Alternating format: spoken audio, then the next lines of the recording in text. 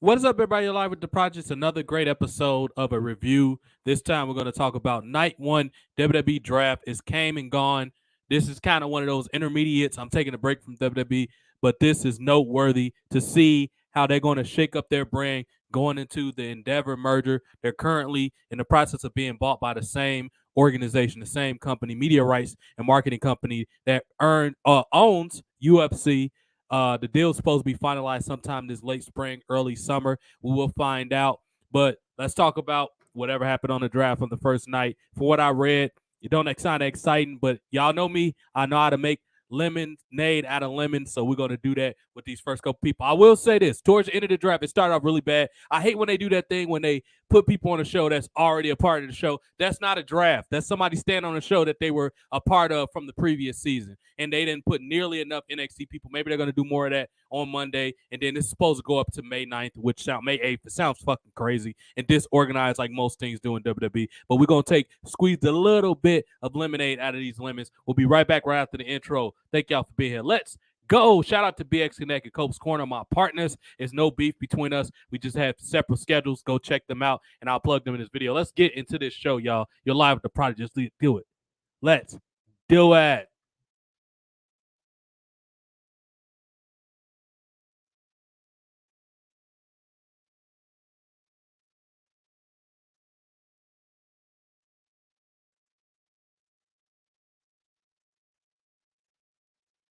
Yo, we are back. Night one.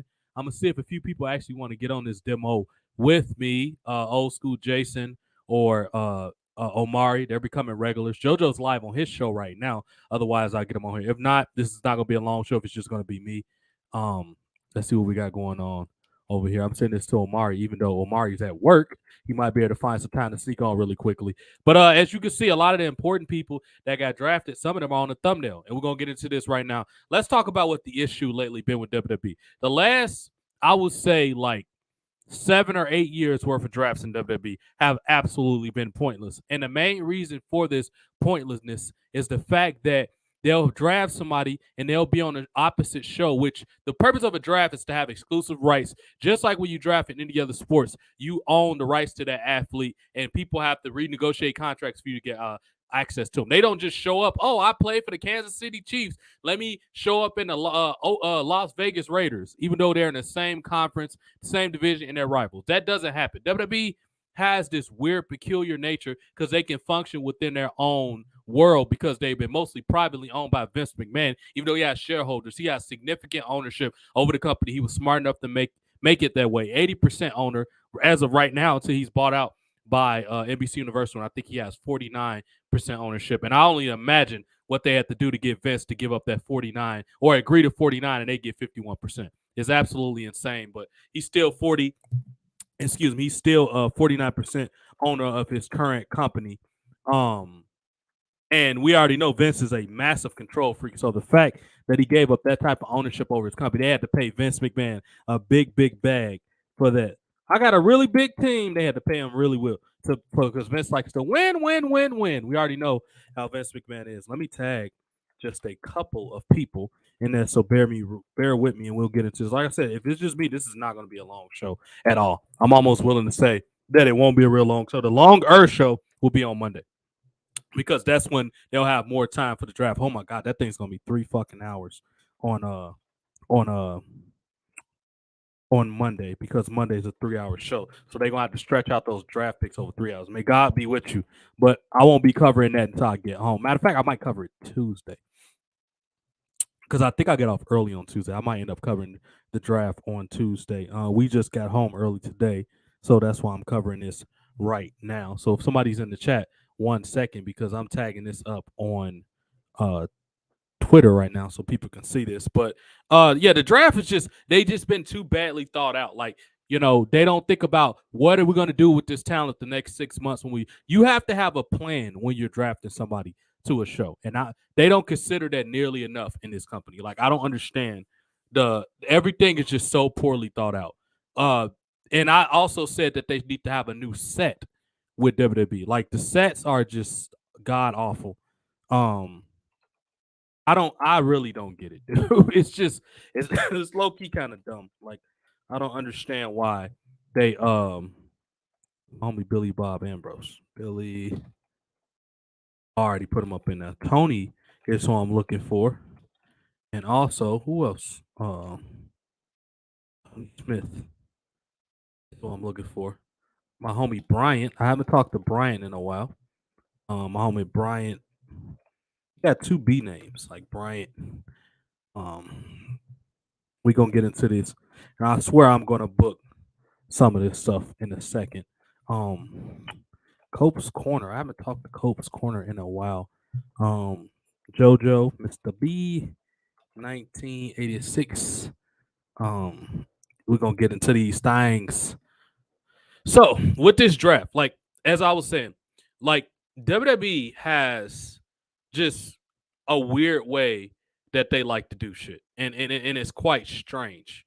Um, like I said, they're kind of self-contained, and they could be in their own world. So a lot of this shit they can kind of do as they go along, and they don't have much outside authority from other people. Wrestling's always kind of been like a niche, weird Southern carny thing, like they've always seen themselves as we're the individuals and all of this is owned by Vince McMahon. So we don't have to adhere to everyday social norms. Like I feel like WWE exists in that type of way. And that's why they can make nonsensical decisions. The first thing that was wrong, and when I looked at it tonight, they only had it, I only saw when Triple H was in the ring. But it do not look like they added a new set to SmackDown.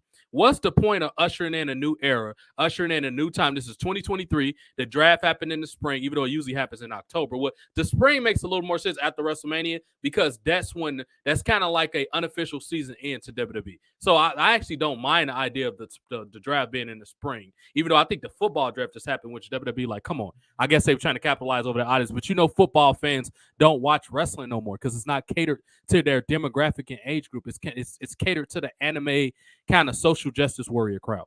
So with that said, the first thing that I noticed, and I kind of was already dreading this going into it because the last couple of drafts have been awful. Like I said, when you say this person is being drafted when they're already currently on the show, that's stupid. Why even bother mentioning them? Just exclude champions unless if you're gonna know a champion is gonna get drafted to a show, why don't they lose their belt before the draft? Doesn't that make a hell of a lot more sense? Now they're in this situation where they got to make this new belt, which looks awful, by the way, the new WWE title, because Roman Reigns is on break and they don't want to take the title off him without a big payoff, which I totally understand. You have to make money. This is a 3-year, 1,000-day title reign. You must make the best of this title reign.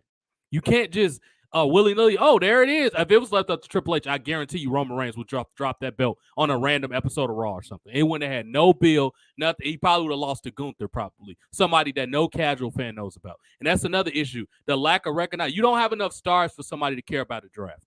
The only reason I'm still talking about this is because a lot of people like to hear me talk about this shit. I am so tapped out from this stuff. I even just tweeted out I'm just about to start covering other stuff. If I'm not talking movies, TV shows, games, politics, I might have to get into combat sport because that's the only sport I care to cover. Everything else I watch casually. The 3 big sports: basketball, football, baseball. I only care to watch that stuff casually. I'm not invested in those sports like most males are. They just don't interest me like that. I like combat sports, 101 sports. But you have to have new ropes, new sets. SmackDown just can't be Raw with blue ropes. Like that's what it is. Like a lot of people say, oh, well, at least they had it. Like, I'm not going, okay, there it is. I'm not happy with just mediocrity. A lot of people are. I'm not. And OSJ is, what's up, OSJ? I haven't heard OSJ in a while, man. OSJ, what's causing all this, man? We got the big dog OSJ up here, man. Air horn. OSJ, what's up, brother? How you doing, man? Yeah, bless your family, man. Hope everything's been going well. What's that? I was saying, sorry, I've been busy, man. It's all good. I mean, yeah, I understand. You're busy to come in and out whenever you want, man. I enjoy having you whenever you're on. And I was like, this is the perfect topic to get OSJ. I've been a little busy with work, but I mean, it wouldn't have mattered. I'm at this point only doing like one podcast a week because all my TV shows aren't in season. And WWE is not good enough for me to have multiple episodes. Wrestling in general, because people had this idea that I don't want AEW to succeed. No, I just don't want to waste my time watching on something that's only catered to Mark fans. I don't care. I don't have enough time in the world. I barely have enough time to watch WWE, let alone anything else. Like, I barely have time to watch WWE. I don't have time for Impact and their lack of efforts. New Japan doesn't exist to me. All this other stuff. I don't have time for AEW. Like I tried, they had my attention that first episode. They did nothing to sustain that. I was done after that. Like I just don't have I'm too old for this, man. I have a million other things going on, side ventures, family stuff. I just don't have time for a lack of effort. If I gotta think for you, something I already got to do enough of at work, I just want to come home and I should just be able to digest your product. If I have to think too much, I'm not watching it. I'm sorry. That's just I don't have time. I'm pretty sure OSJ more than likely would agree. It's just like I don't understand OSJ why WWE makes their products so hard, and a lot of TV shows in general make their TV shows so hard to digest. They want you like this is a big thing with AEW when they're appalled and upset when you have no idea who this random wrestler is that they put on TV and usually in a primetime spot. What do you say about this? Have you ever even watched AEW, OSJ? I watched it like 3 times, but I could never get into it because I didn't know who half the people were. And on top of that, it's just not my style. It's too markish. Like if you watch the matches, you'll see how they make it look obvious that they're choreographed for one. Two, you Right. got a bunch of people in there with no charisma. You got like, okay, for example, this guy's backstory is, oh, I'm a really good wrestler. I came from the indies. I could put on 5 star matches, and that's like I want to say about a good 75% of the roster. And you could even say that about WWE now. Sure. Sure. And one of the peculiar things with me, which this draft is supposed to shake stuff up like this, one of the big peculiarities with WWE, if I said that right, is the fact that they're trying to keep up with their minor league competition. That makes absolutely no sense to me. And that's one of a million reasons why Triple H is not qualified. It is the marketing screaming to their purple in the face. That is one of the many reasons that Triple H is not qualified to take over this company. Because when you're watching for Impact, who's barely on television themselves, trying to siphon ideas from them, that is not how a professional manager thinks. You think McDonald's cares about what a hot dog stand thinks? The hot dog stand has to catch up with McDonald's, dude. This is not hard. The problem is WWE, for whatever reason, probably because of McMahon's popularity, the pedigree of his family, with him being a third generational promoter, people just trust him for whatever reason. They look at him as a pioneer marketer, which he is. But WWE are the only business I know that's allowed to be counterproductive and still get money from like outside investors, be it a TV network or just investors in general. Like I don't know why Endeavor overvalued WWE for $9.8 billion. They're not nearly worth that amount of money. The NFL's in that type of, the other big sports, Get MLB. that either. And on top of that, Go ahead. you're Hmm?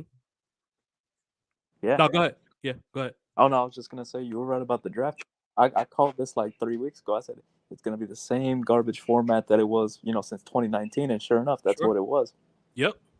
The last time it was marginally interesting, and this was when before I just got a disdain for, and a large part of it is this WWE the way he's booked.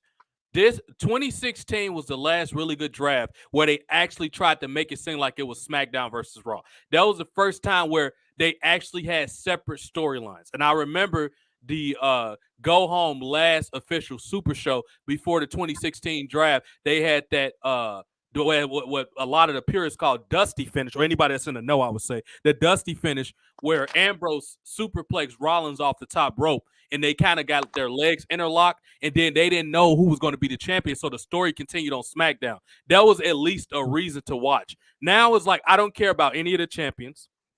I'm already turned off by this new belt. And before you got on OSJ, I don't know if you caught me talking about any of this, but I don't understand why WWE doesn't attempt to make the set different. If we're going into a new era, if this draft is ushering in a new era, why does SmackDown look like Raw with blue ropes? And they don't even have that anymore. Exactly. It's Like all it's just it's all white ropes. are they white now? I think I Yeah, heard they've they were been white white. ropes. Apparently, they've been white since 2021. But Oh, the, see, I didn't yeah, even notice. That shows how much I pay attention. What's that? Sorry. yeah, I don't watch the shows, but Right. I do see clips on my timeline pop up, so that's how I'm like somewhat aware of what's going on. But Right. yeah, no, I'm not saying I believe the dirt sheets because I don't. We all know how full of crap they are. But Mhm. according to one guy who happens to be in the know, I'm not gonna mention his name, but he's saying that uh, there's gonna be new like designs for the ring apron and things like that. But when it comes to stage designs, they're probably gonna remain the same. So I'm like, Why bother having two separate why? shows? Yeah, exactly. Why bother? And I'm curious, and I'll inbox you this as well because I know you're not gonna say anything about it. Well, I get my main source of it, but let me know who that person is. DM me because I'm curious just to see if we got the same person. That's all. But Yeah, I got you. okay. So I have very similar information that I've heard a little bit about that, but like to me, it's why bother having two separate shows if you're not going to do anything to make them unique. Now let's talk about some of the positive. But before we get into that, let me read who actually got drafted because I had it up here. And I was already I didn't I was outside talking to my one of my best friends who I haven't talked to him in 4 weeks because we've both been extremely busy with work and just different things. And I didn't come into the house. I got off work at 5:30. I got home at about 6, a little bit after 6. He called. We were on the phone. I was outside sitting in my yard because it was a pretty decent day outside.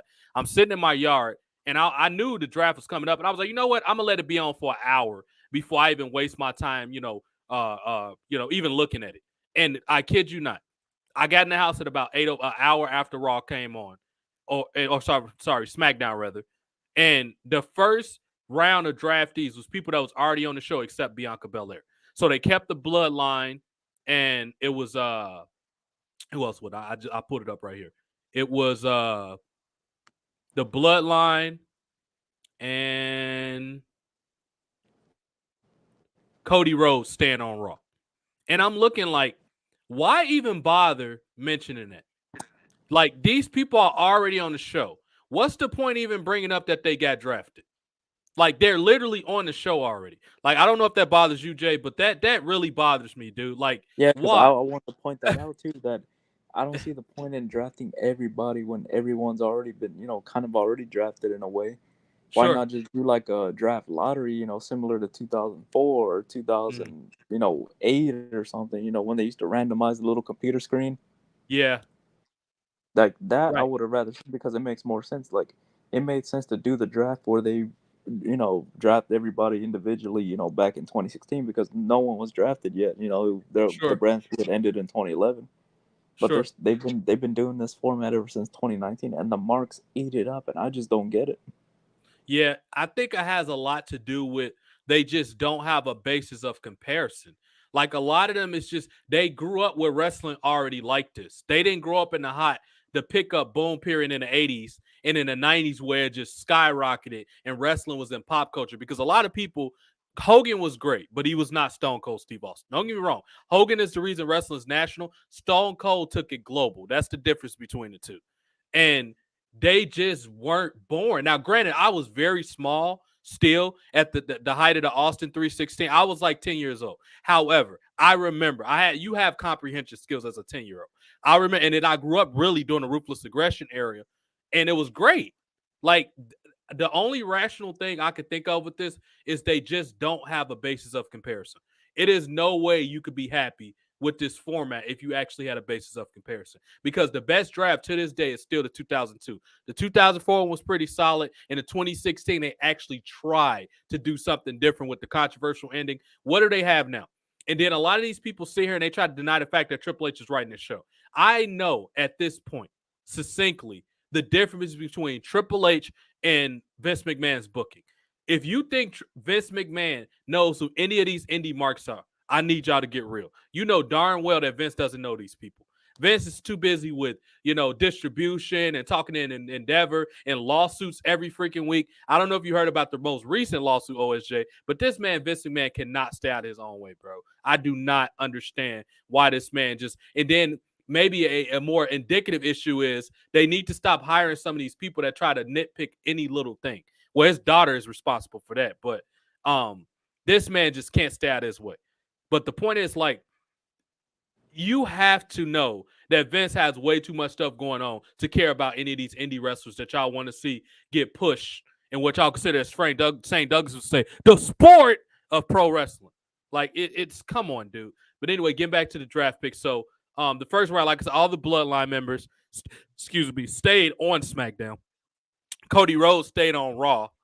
Becky Lynch stayed on Raw. Or was she on SmackDown? I don't even fucking know. This to I see. think she was on Raw, but Was she on Raw? yeah, Okay. I'm gonna go with what Jason's probably right. But this goes to the point of you can't tell this is not spec because everybody's been on every show. So I can't even tell anymore.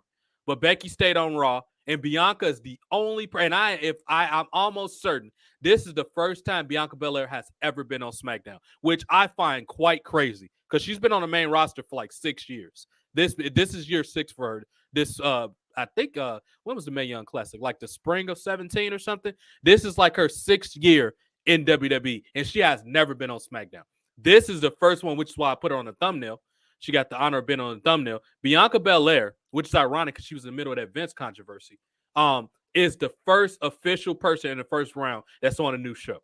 And there's quite a bit you could do with Bianca Belair because Bianca Belair, with her having a character, she's still kind of like athletic, which is what, from what I understand on SmackDown, they want that to have more of a sports feel because of football comes on there and the Fox affiliation and all that. Bianca is the perfect person for this SmackDown brand that you could do a lot of things with. And considering that she's the only one in this first round that's fresh, I will have to bring up the roster and see who she hasn't fought yet.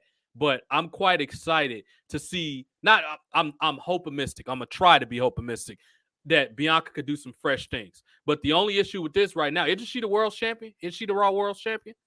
Yeah, and I'm sorry, go ahead. Rhea Ripley's a SmackDown Women's Champion, but I'm seeing rumors that they're gonna swap the titles or something like that. I'm not sure exactly how that's gonna work, but Well, apparently they they did did that this with the before. tag team titles a few years back, so I wouldn't be surprised if they actually did that. It's just lazy though.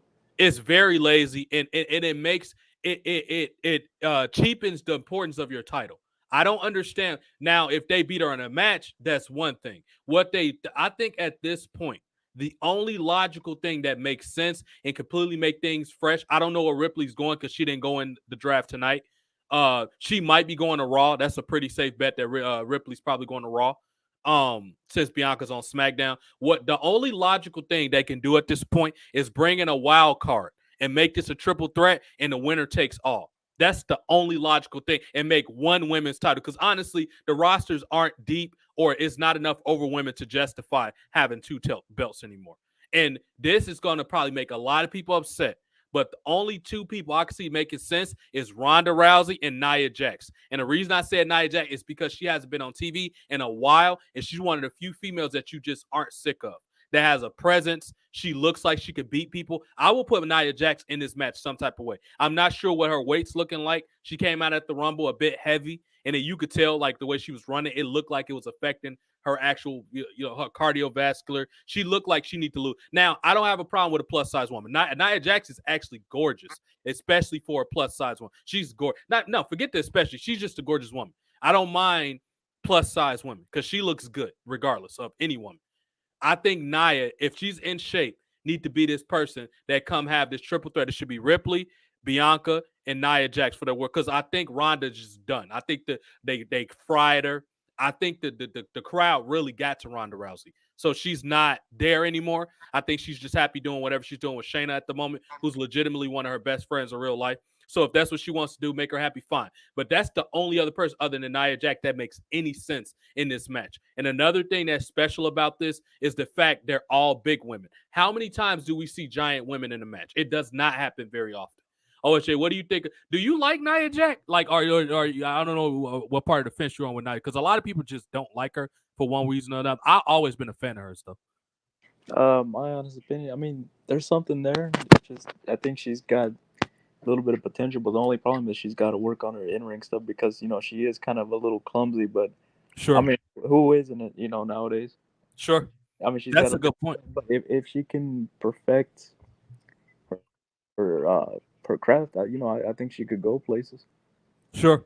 Now, as far as let's play a little bit of fantasy booking with this title, because I think we both can agree that it's absolutely foolish for them to just swap the belts. That kills diminish the credibility and the prestige of the championships. That's not a way we want to go.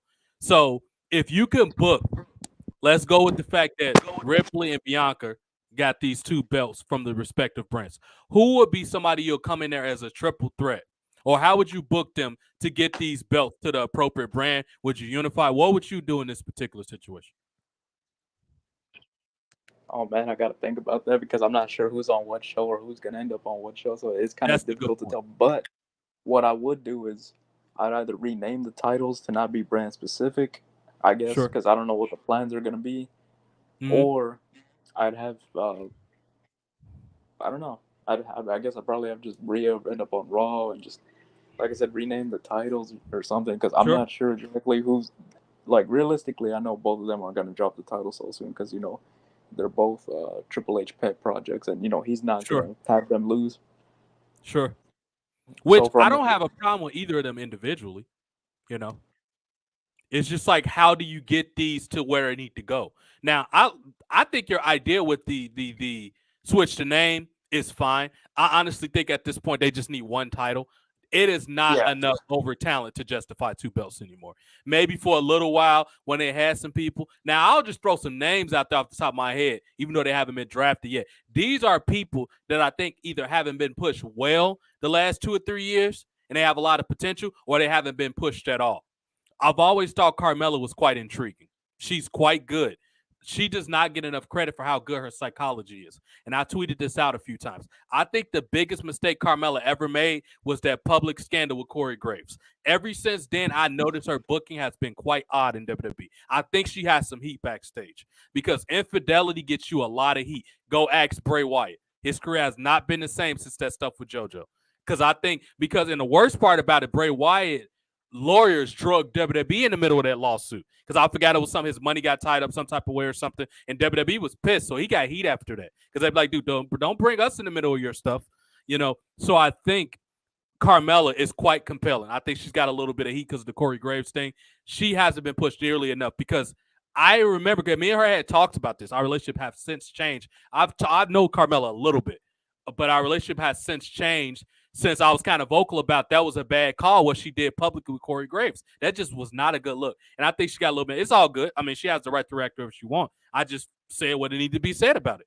But Carmella, I've always been a fan of her, despite what I just said. She's great. I really like Carmella, and she's a product of that Enzo Amore thing that we talked about.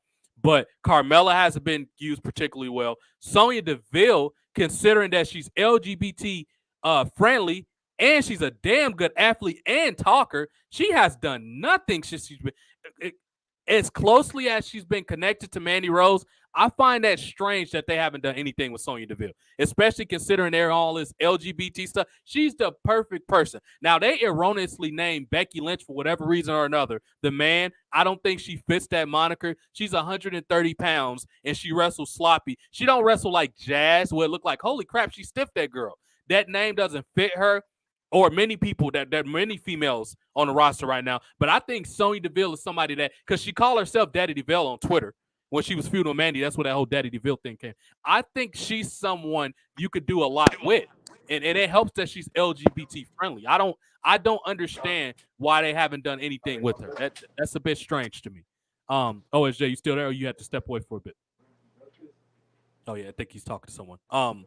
So yeah, Carmella, Sonya Deville, um, Lacey Evans. I don't think she's been used particularly well.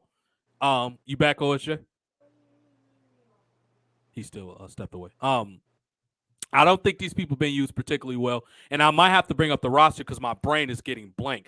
And while I'm doing that, let's go back to the people who were drafted. But either way, Bianca needs fresh feuds. She needs some new people to fight, and I excuse me, she's one of the major highlights tonight that come out of the night one draft because she feels fresh. yeah. I actually like it. Um, what are your just real quick? Do you like Carmella and Sonya Deville? I'm big fans of both of them, but what do you think of those? And Lacey Evans too. Lacey Evans, Sonya Deville, and Carmella, because I think those are girls that haven't been used well at all, but they're talented. Let's see. Well, Carmella, I think she's okay. I Mm-hmm. do think the whole infidelity scandal didn't really do her any favors, but I think she's a solid talent. She's got to have the right presentation, and she kind of Mm-hmm. like when she was doing the fabulous thing and she had the onesie, jersey, Yeah, leotard thing, she whatever looked it was. hot. Yeah. Mm-hmm. Yeah, to me that was her best gear, and like that was unique. I'd never seen anything like that at the time. Sure. Sure. I mean, Yeah. obviously WWE thought well of her because she beat Charlotte and Oscar, which nobody did up to that point. I'm sorry, what were you going to say about the next person? Oh, Sonya Deville, I can never really get into her. Okay. I mean, I just think she's kind of overrated, a little bit, like, because I don't really think she's all that good on the microphone, and in the ring Sure. she's kind of choppy, and I don't know. I Sure. just feel like the only reason why she has a job is because of the whole LGBT thing. Because I've never really seen anything from her other than, oh, look at me, I'm a lesbian, I'm a lesbian. That's all I've seen from her. Sure, fair enough. That's just me Yeah. though. No, But that's fine. I mean, that's completely fine. Nothing wrong with that. and What about as Lacey? for solid talent right there, solid talent and Lacey, oh yeah, being wasted. yep. And I don't know what Triple H's problem with her is. I don't get it. Right. I mean, they're talking about because I think they had plans where as a babyface, even though I don't think she makes a great babyface. No, Apparently, they didn't like her speaking out about the abortion thing. You know, that was a big story for 5 minutes or whatever. About I think Texas has something going on, which is your state. He could speak specifically because he's from Texas, but we're not gonna get into the politics of. But like, she got a little bit of heat about saying I don't see nothing wrong with the abortion thing or whatever. And Triple H and his wife virtue signals to the SJWs, and I think she got a bit of a heat. Prior to that, I don't think they had any particular issue with her, specifically Stephanie, because she had this whole what a powerful mom. She travels with 2 babies and still keep up with the WWE schedule. And you already know how Stephanie likes to put those type of women empowerment, or she tried to leech off any of that stuff she could get her hands on. So I don't think nothing was wrong with her prior to those comments she made about the abortion thing. But I don't know what's been going on since, because she's healed since then. And other than attacking Aaliyah, what that felt like forever ago, maybe 6 months ago, she hasn't done anything noteworthy at all. Aaliyah's another one I don't understand why they don't do anything. You talking about inclusion, an extremely hot Middle Eastern woman that you're not putting on TV, and this is something me, OSJ, and Omari always talk about. All the women on the show don't need to be wrestlers. What happened to valets and managers? That's something Aaliyah can fit in either category of those. The point is, a woman that hot needs to be on TV consistently. That is a beautiful woman. And if y'all don't believe me, go look at her Instagram. Aaliyah is beautiful. And she's very no headache backstage, hard worker. This is somebody you would think they'll be putting on television. I don't understand it. How do you feel about Aaliyah, OSJ? I haven't seen too much of her to be honest with you, but I'm not gonna lie to you. She looks good, and Mm-hmm. I think she's got a solid look to her. Like I said, if she keeps working on her in her skills, because I've only seen Sure. a little bit of her. Like I said, she could use a little bit, but like I said, the potential's there. Sure. I'm completely okay with that. And honestly, I'm scatterbrained with some of these other people. I had to pull up the roster here, so let me see what I can do, and then we'll jump back into the reason we're literally going to gloss over some of these draft picks because they just don't matter. So that's why I'm taking more time analyzing like what could come out of some of these draft picks, or what WWE could potentially do on Monday coming up with the draft. Because apparently, dude, this is going to be the longest draft ever. This is going into May 8th, which is absurd. But this is going in for a little over a week because post Raw Backlash, which will be in Puerto Rico, will be May 8th. So that's when, or May 7th or May 8th, one of those days. But that is an absurd amount of time to have a draft, especially considering the lack of people. Like, is it that important? Unless y'all going to make actual storylines, this draft does not need to be that long. That is overkill. I'm going to get to her in a minute. I'm going to save Indy Hartwell for last because I'm looking at her right now. Isla Dawn, them I got good things to say about too. I'll get to that in a second. Let's bring up this roster and somebody, and I'm just going to name some females since we're talking about Bianca that could be used a lot better. We talked about Aaliyah. Alexa Bliss is doing fine. I don't have too much of an opinion. She's had a good run. I actually like her. She's a good girl. B-Fab. Have you seen much of B-Fab, OSJ? No, I haven't seen her. Okay, so she's in that Hit Row group. She's the rapper girl. She's the only one in that group that has talent. Literally the only one in that group that has talent. So I hope she does good. I think it might be time for her to go to Raw. Her Smackdown thing has left a bit of a stank in my mouth, especially considering that Top Dollar. I know you saw when that guy flipped out that ring. Did you see that, OSJ? Yeah, That big, so that I remember that now, but yeah, that was pretty funny. at least it was funny. It gave you something to talk about. But I think a move to Raw for her is best at this point. She has a lot of potential. She's young. Brianna Brandy's very talented. And she's a legitimate rapper, too. So she actually comes off as quite confident as a rapper. Got a unique look. I'm all for that. I know some people going to say, oh, she's just another Bianca Belair. I think with time, you could kind of separate it. Have you seen much of The Rock's daughter? Nah. I mean, I know who Okay. she is, but Mhm. I don't really know what she's doing. Oh, I didn't even see what you said, Omar. Yeah, I'll send you the link. She's basically in this group with a bunch of nobodies, with the exception of Joe Gacy. Are you familiar with that guy that's playing that Joe Gacy character in NXT? Yeah, I think I've seen a little bit of him, not too much, but I think that was he doing like some kind of psycho gimmick or something? I believe. Sort of like a psycho cult type thing, or he kind of had like the David Koresh. Now they named him Joe Gacy because he looks like John Wayne Gacy. That's what they were going Yeah, for. I actually kind of see it too. Yeah, He he actually looks kind of like looks John like, Wayne yes. Gacy. If he was older, he would kind of look like Mark Holton's portrayal of Gacy in Right, the 2003 film. right, yeah, right.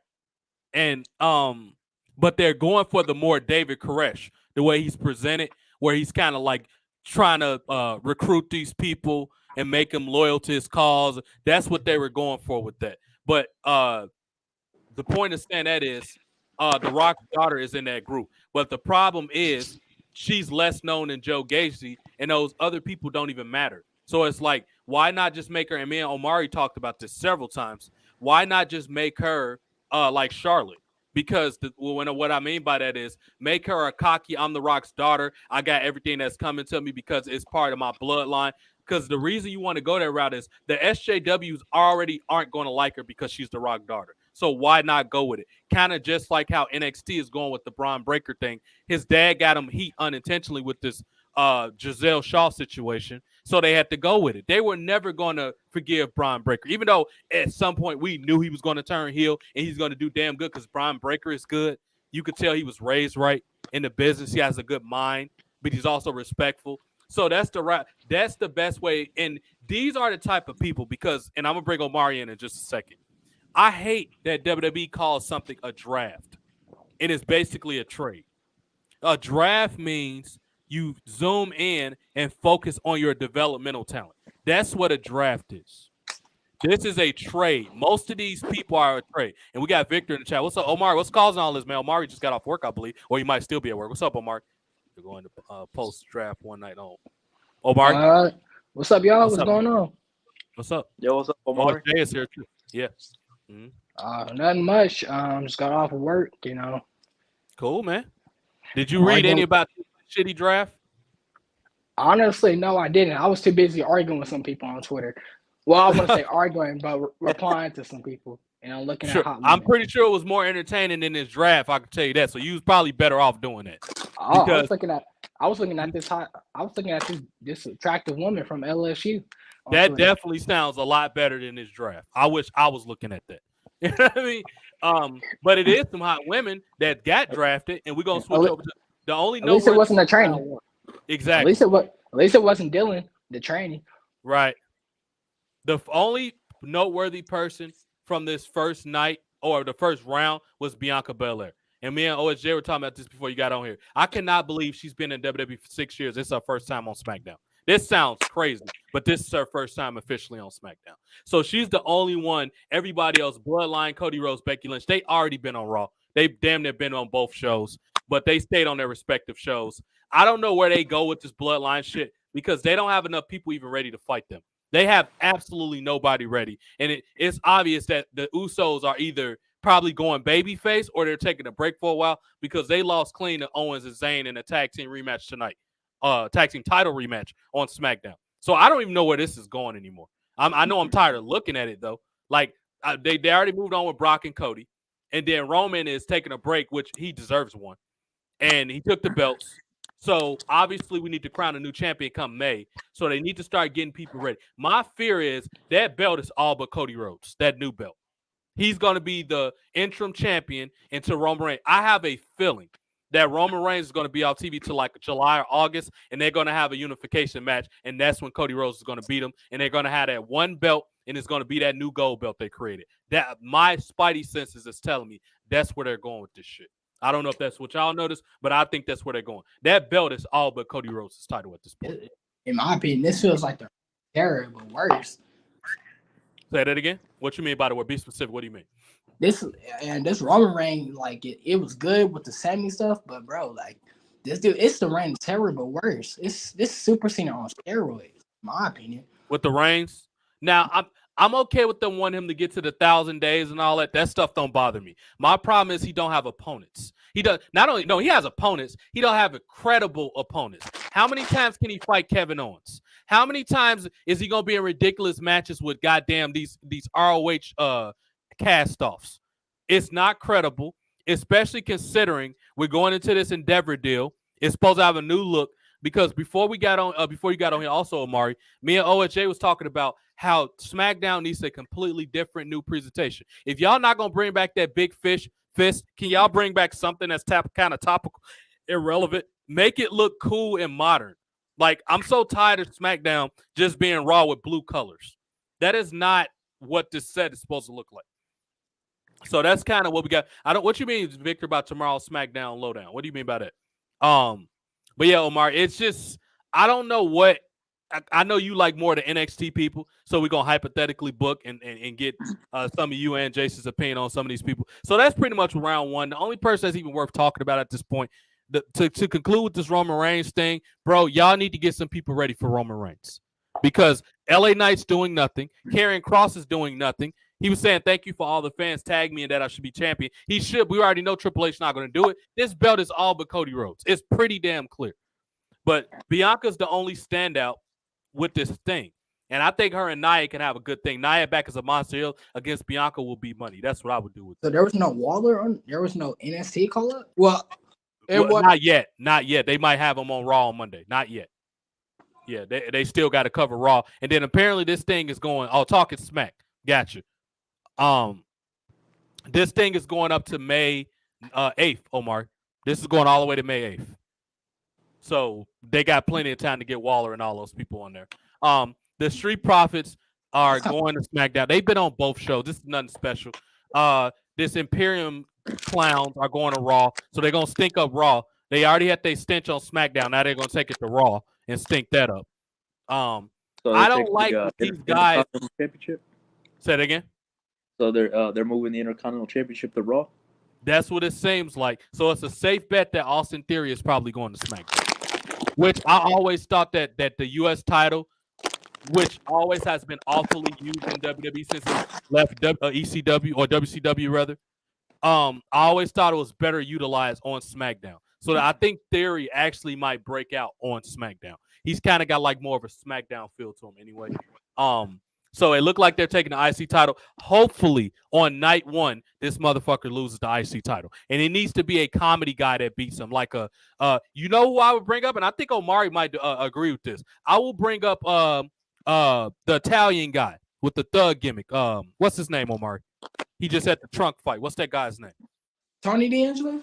I will bring him up and put the IC title on him, because at least he has a personality.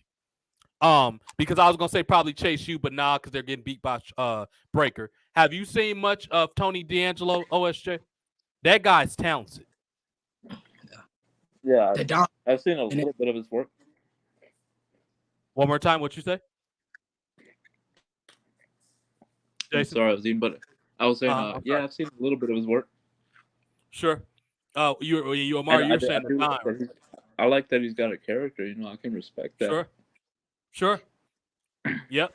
And they can have him as a xenophobe. They could say, no, now we got this title back, because he's probably going to be a heel. He's better as a heel anyway.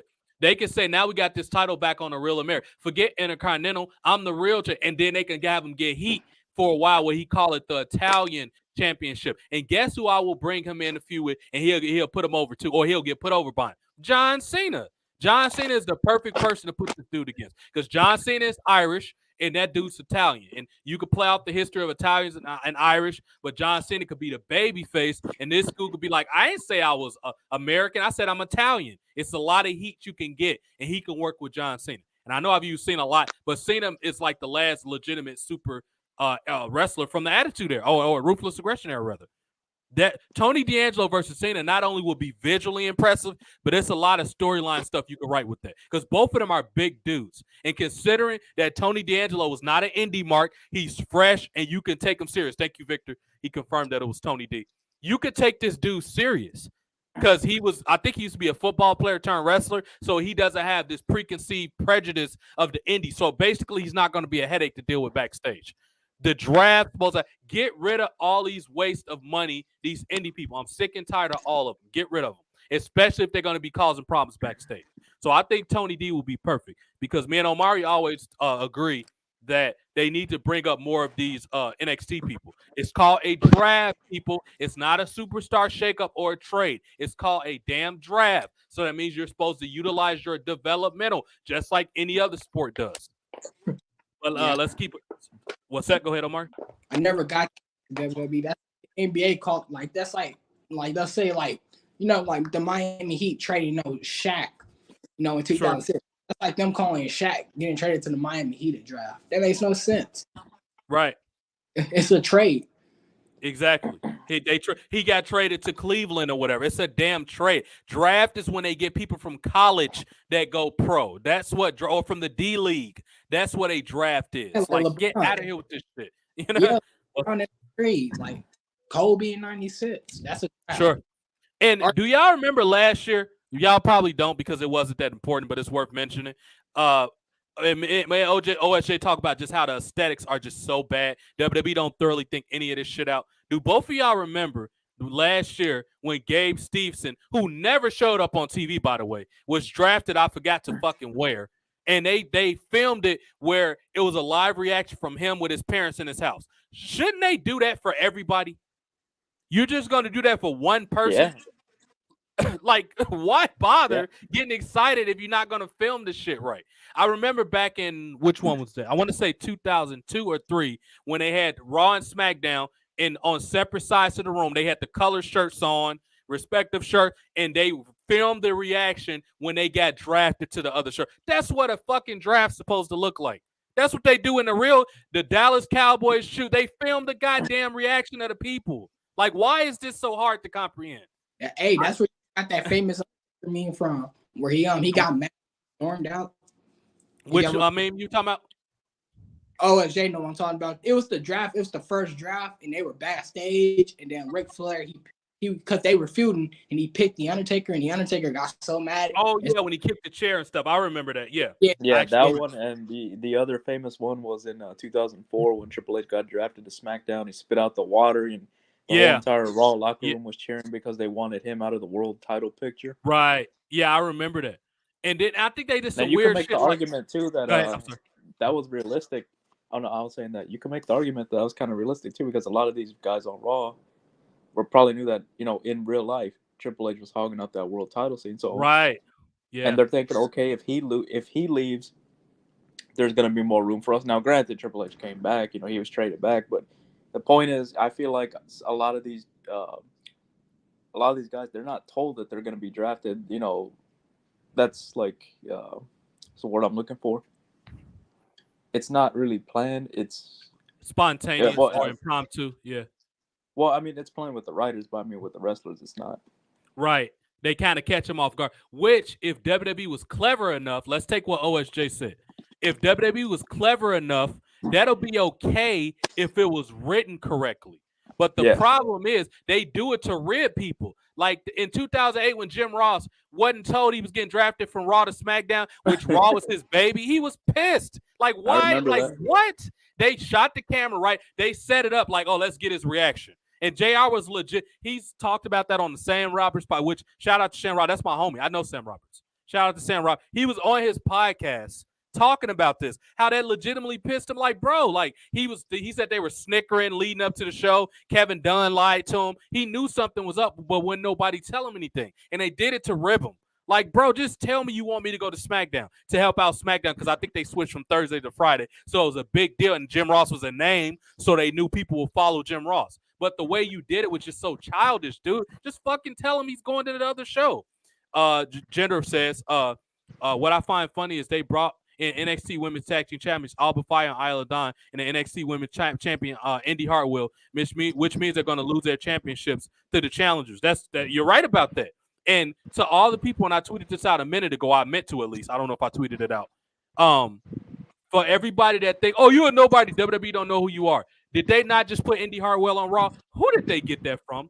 I've been talking about that for 4 fucking weeks. Omari, have we not been talking about that?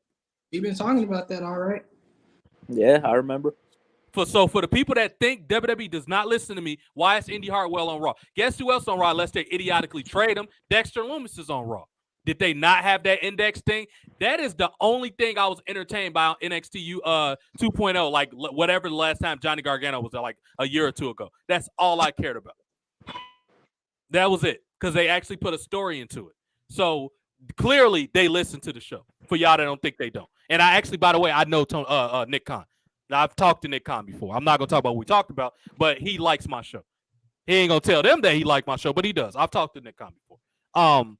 He said, Victor says, I remember that Jerry Lawler and JR were like very close friends. They were, and I remember when they shot close on their face, Victor, and they looked like it was two people that lost their best friend. It's almost like you're being taken away from your parents or something. It's crazy how they did that. And then if they put Josh Gresham or Todd Gresham, whatever that guy's name was, the Where's Waldo looking dude with the glasses, they put in with Jim Ross, and that was designed for. Then they put Foley over there, but Foley quit because he got tired of them screaming in his ear through the headset, which Foley had a good point. If you think you do commentary better than me, how about you come out here and do it? Other than that, shut up and let me do what I'm doing.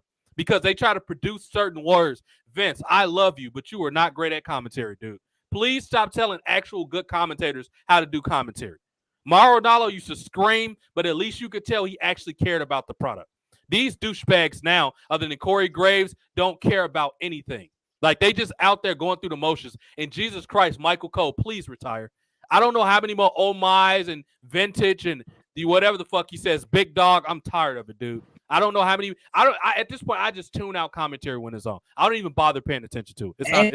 He kind of ruined Brock Lesnar's turn for me in 2012. You know, when he said, oh, I'm like, why are you saying, oh my, it's Brock Lesnar, his return, you know, fresh off the UFC, first time in like 10 years. You're saying, oh my, like, shouldn't you be hyping this up a little bit more?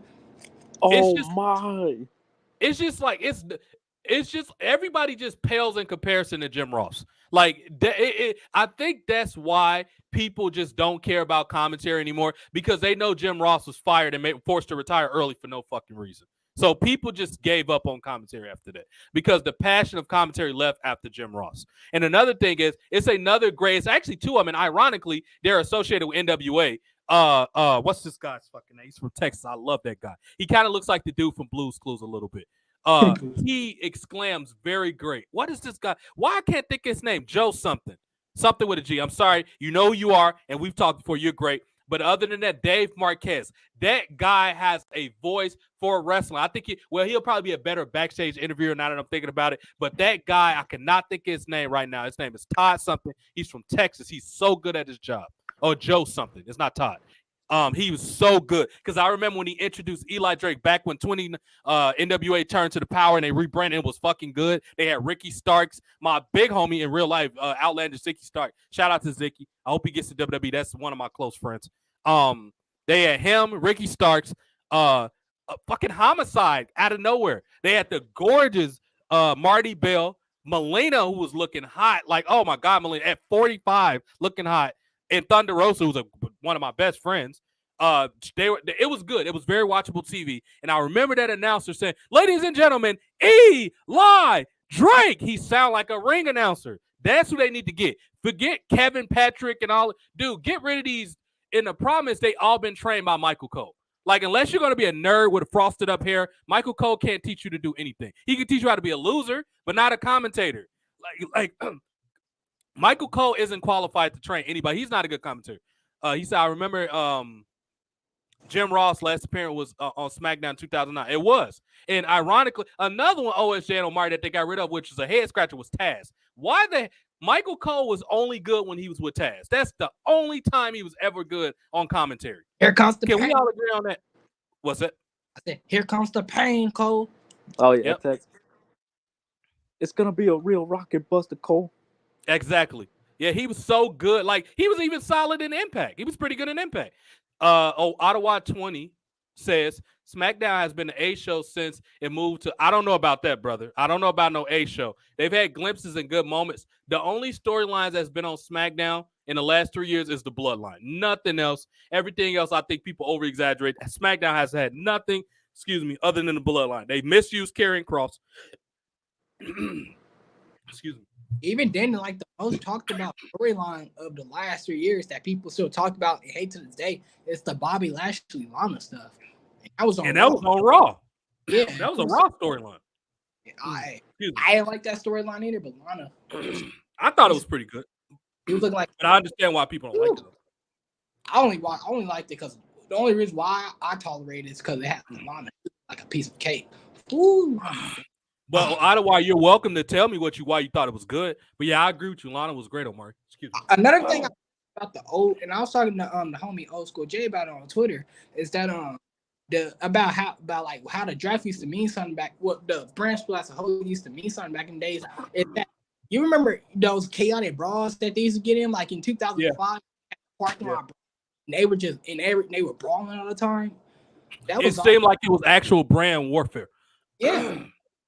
Like my favorite one to this day is the one in 4 where they all I think it was between Guerrero and Triple H and Smackdown and Raw just got in a brawl and they all was I know exactly what you're talking about. That was awesome. Like we need and more. It's funny because I actually watched that a couple months ago. I actually watched it. Tried to do that. They tried to do that in the modern era, but it just didn't hit the same. The problem is they don't have enough talent or wrestlers, A, that you actually care about, and B, their punches look bad. So you're not going to take a brawl segment serious. I know exactly what flag show means. That don't mean that I just disagree that it wasn't good. They only had one storyline going on. Yeah. Excuse me. So getting back to on topic here, I forgot where we're at as far as relate. Let Riddle stand on Raw is fine. My problem is Riddle needs to be repackaged. He's such a goofball.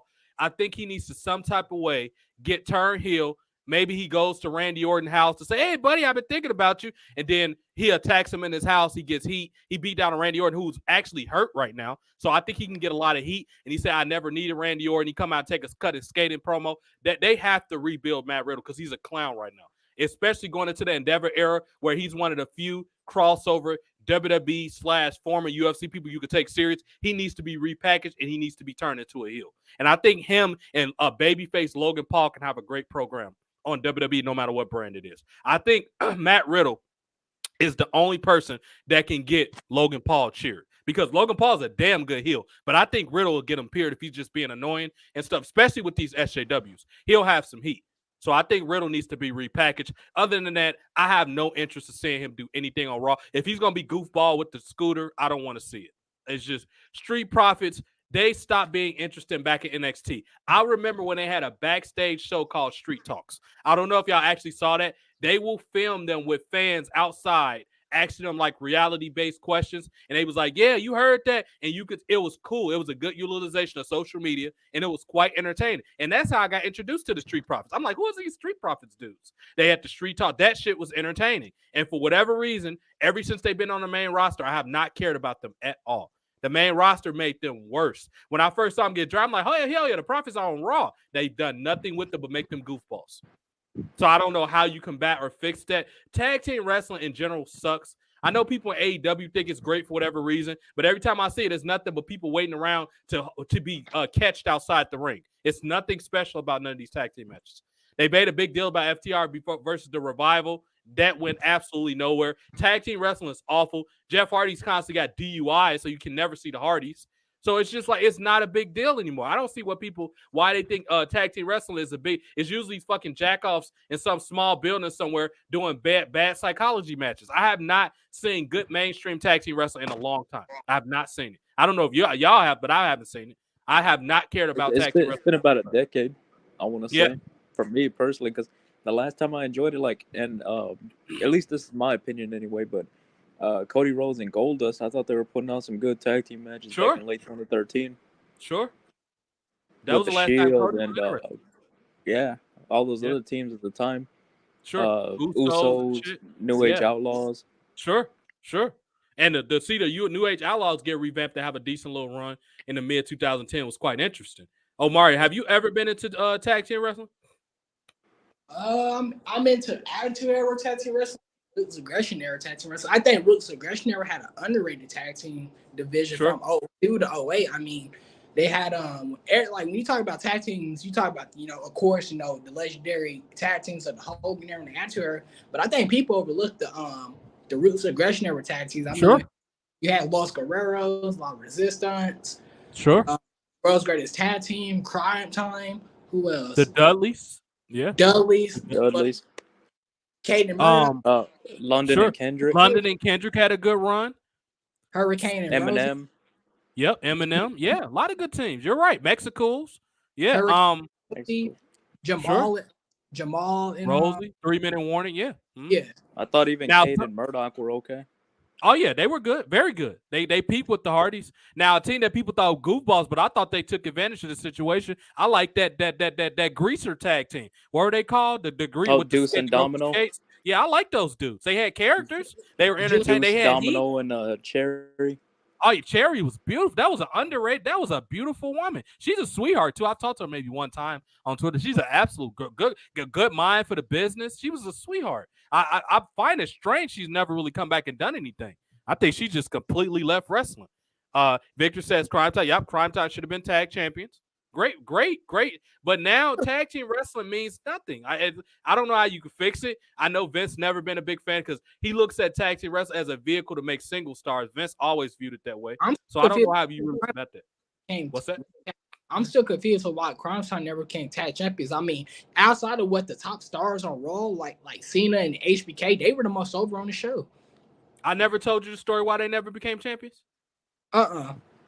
Okay, so the reason, real quick, the reason Crime Time never became the tag team champions is because Shad was very outspoken backstage. And when you're a minority, you can't be that way. In a white dominated business, male specifically, they can. Shad was kind of, at times he could have been a little more what's the word I'm looking for? A little more professional. Let's just put it that way. Because RIP, I don't want to speak of him, he's died, and I don't like speaking ill of the dead. But Shad didn't take shit from anybody. And when he turned on JTG in 2009, late 2009, he was due to be the top. And Vince told him he was due to be the top heel on SmackDown because Umaga was hurt, and I think he died very shortly after that. So they needed another big top heel. That was supposed to be Shad, but he got shipped to FCW, and I'm almost positive, because Triple H was on SmackDown around the time that Triple H had something to do with this. Something just tell me he does. But anyway, he was kind of outspoken backstage. He kept a lot of hot white women with him about it. Then the old guard at WWE didn't like that. And most importantly, they had heat with Cade and Murdoch. For some reason, which one was the one that died? Cade. Lance Cade did not like him. And they start not cooperating with them in a house show. And this was in like 2007. They started not cooperating with him. And Shad noticed something was up. So they changed the finish of the match. And Cade rolled out the ring. And he was like, no, we were supposed to win this match. But they got counted out so they didn't have to lose. So to get their heat back, Crime Time got the referee and hit their finish on the referee. So ever since then, they got heat. But for some reason, Lance Cade didn't like them. So that, on top of Shad being not, and that's one of the reasons he didn't take bullshit, because he just felt like he's been disrespected. So along with Shad having heat with the brass backstage and the outcome of that house show match, that's why they never won the tag team titles. And I'm pretty sure some people looked at like who these black dudes think they are or whatever, which is a dumb way to think, because fucking Crime Time was over. I don't care if they're green, purple, brown, white. It doesn't matter. When a team's that over, you put the belts on them. On Raw, they were they were hot. White hot. At times, they got louder reactions than DX, which probably worked against them. I'm sure Triple H and them had a problem with that because they don't like anybody getting over on them. Yeah, bullshit politics, basically. Yeah, outside of Cena and DS, they were the most over on the show. I'll argue they were just as over. Sure. And I don't know if you remember, but it was a time where they had, that song was great, Victor. I remember that song. I got it downloaded someplace. It was a time when they were randomly taken off TV, because from the fall of 06 to like the summer of 07, Crime Time was hot, and they randomly got taken off TV, and they came back in 08 after WrestleMania 24, and they came back in Miami. Keep in mind, Crime Time's from the East Coast. They're from New York. They came out in Miami, which is in the South, and got a loud pop in that after WrestleMania crowd. That showed you how good those dudes were. And bullshit is why. Can you imagine Crime Time if Shad was still alive against Enzo and Cass? That would have blew the roof off a modern building, because both of those teams are over like hell. That would have been a great feud. A great feud. Yo, man, what if? They got the money. They got a catchphrase, money. Yeah, they got that massive. Oh, man. In JTG, I hope JTG, just in honor of Shad, gets one more run in WWE, because he's doing his thing in NWA. Big up to Jason Paul. He's doing his thing. I like him a lot. I hope he gets one more run, because can you imagine some of the stuff he could do with R-Truth, either as a single or a tag team? Both of those dudes are thoroughly entertaining. I don't know if they get along in real life, but me as a fan, I would love to see that. Like, that would be awesome if they did that. Let's continue here with this. So we talked about, I don't know who the hell SmackDown selects WWE Hall of Famer. I have no idea what that means. But considering WWE allocates a spot to vacant on a roster, who knows? They were probably too damn lazy to even know who they put there. Round 3, the standout here was Bobby Lashley for me. I don't give a damn about Drew McIntyre. I'm not even going to bother talking about that. I don't care about the OC at all, especially with random Mia Yim up in there. Miz is Miz. He's going to do whatever he does regardless. So that's really nothing. The only one on this round I would like us to focus on is Bobby Lashley. Before I get to that, though, dude, AJ Styles needs to come back with a new character. He cannot have that vest and those gloves and all that shit. That's done. He's been there, done that. I'm honestly a little tired of AJ Styles. I think he's done everything he can do in WWE. However, the one last thing I want to see him do, he has to have that MAGA character. He has to. That's how he is in real life, and that's a topical, mainstream, relevant character that can actually justify him getting another WWE title reign. If that man comes out with a MAGA hat with that conservative Christian heel character, put him with a flannel, blue jeans, and a Trump hat, he will get so much heat. And it's a lot of people he can work with. He can work with Cena. He can work with a babyface Randy Orton. You have to do that character. He can work with a babyface Brian Breaker, LA Knight as a babyface. It's stuff you can do with that. If you think you're going to come back and have him with They Don't Want None, with the video game vest, people aren't going to buy that shit. He's done that already. And the OC is boring as hell. It's nothing you can do with them. So let AJ Styles come back as a single with a new character. Well, it depends. Because it will work depending on the state. Because if he comes to the South or like some places on the East Coast, he's gonna get cheered. Like it depends on how you write his promos. If you write his promos right, even Edge was able to get heat in Canada when they want to cheer Edge. Yeah, you're right. With smart writing, you can work that out. Can work that out. OSJ, have you ever been a fan? What's your general opinion of AJ Styles? Do you even like AJ Styles? Yeah, I like AJ Styles. As a matter of fact, he was actually the one that got me into TNA back in 2005. So I like AJ Styles' work. I just feel like he's been stale the last couple of years. Like ever since they moved him to Raw in 2019, and they paired him up with those other two clowns. I feel like that's where his career started going downhill. Because in 2016, 2017, even 2018, I thought he was doing good work on SmackDown. But as soon as he goes over to Raw, I just feel like he lost some of that aura, that star power that he had. Sure. Fair enough. The last thing I remember him doing that was actually good was that Boneyard match against The Undertaker. Yeah, pretty much. That's pretty much the last that was already 3 years ago. Sure. Yeah, sure.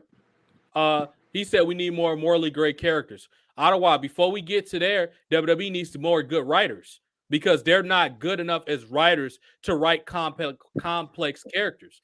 WWE just can't do it. They're not that smart. They just can't. Not with their current writers they got now.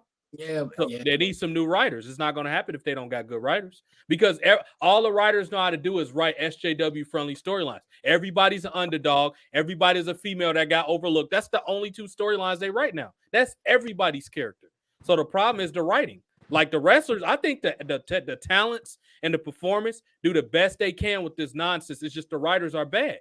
Stephanie flooded the right and Triple H too with these SJW, and all they do is get WWE bad PR at this point. I don't know why they bother even keeping them around. And a lot of these people want to write for TV shows. Why? They don't know anything about wrestling. Why are y'all here? Like even one of the girls came out was like, I don't even know why WWE hired me. I'm a comedy writer. Well, I don't know why they hired you either. But I mean, they don't even know what they're doing. He said we need edgier content as well. I agree. We need great writing and booking. I agree. So to getting back to this, because I forgot we got a couple of these dumb rounds to go to. We're just going to focus on Bobby Lashley. Can we just get the Hurt Business back already? Why is this so hard to do? Y'all going to rot MVP away in his good years? He's not getting any younger. Why can't we just get the Hurt Business back? You're not doing anything with Shelton Benjamin and Cedric Alexander. Why not just put them back in the group? Put the suits back on them, bring the females out, and SmackDown is the more casual, friendly channel anyway. Put the Hurt Business, having, MVP lounge segments, put the hot chicks on there. Don't you think NFL fans will watch that? They would. You think they care about Sami Zayn and Kevin Owens? They sure as hell will sit around for the Hurt Business, a bunch of grown men looking like they could beat people up with hot women, cutting promos, drinking champagne. They will watch that. They don't care. Only marks care about Sami Zayn and Kevin Owens.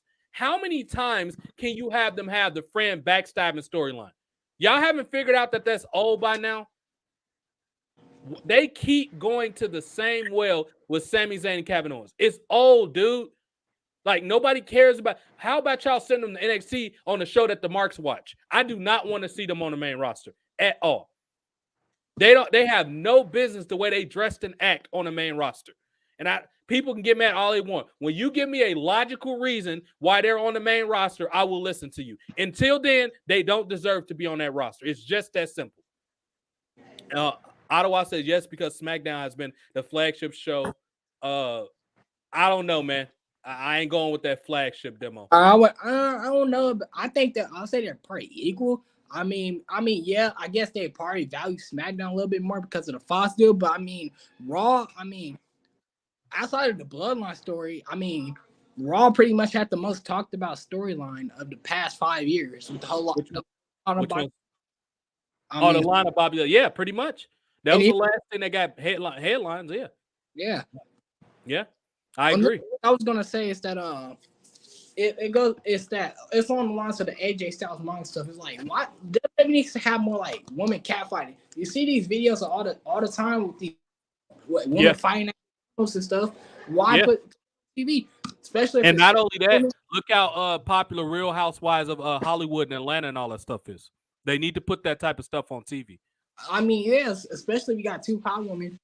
And that's what I used to love what WWE used to do is that, like, especially like with the Edge and Lita stuff and Matt Hardy stuff, they used to put that stuff on TV. Imagine you have 2 hot women, right? And one of them, and you can, like, even if it's not real, make up a story where one of them catch them in the bed with another man, right? Put that on TV. Sure. I don't see why not. What people these marks can say whatever they want about Mandy Rose and Naomi. Why do you think that Mandy Rose Naomi storyline was one of the most watched things on WWE in 2019? Because that's something that everybody can relate to. You find out your boyfriend sleeping around. That's a fucking storyline. That's why that's the storyline that got Mandy Rose outside of, she's just some girl with Sonya Deville.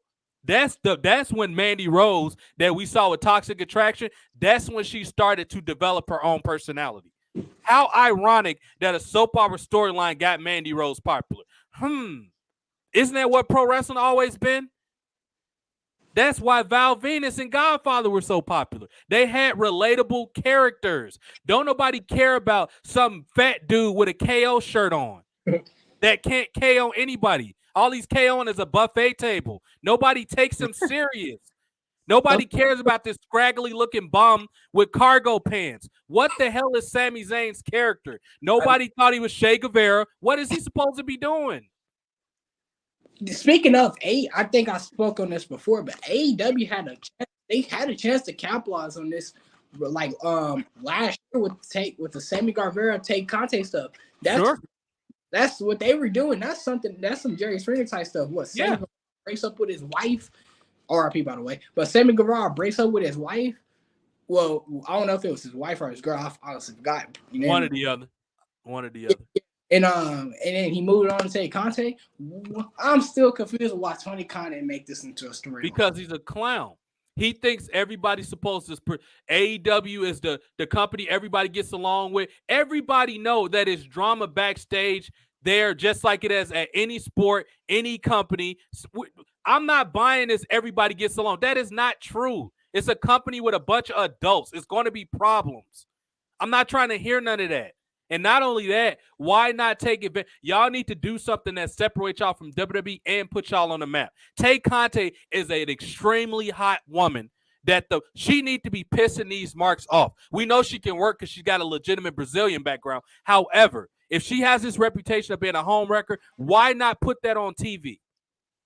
This is the stuff that'll get y'all. Why not have Darby Allin kind of like the modern day Raven? I've been saying this till I turn blue in the face.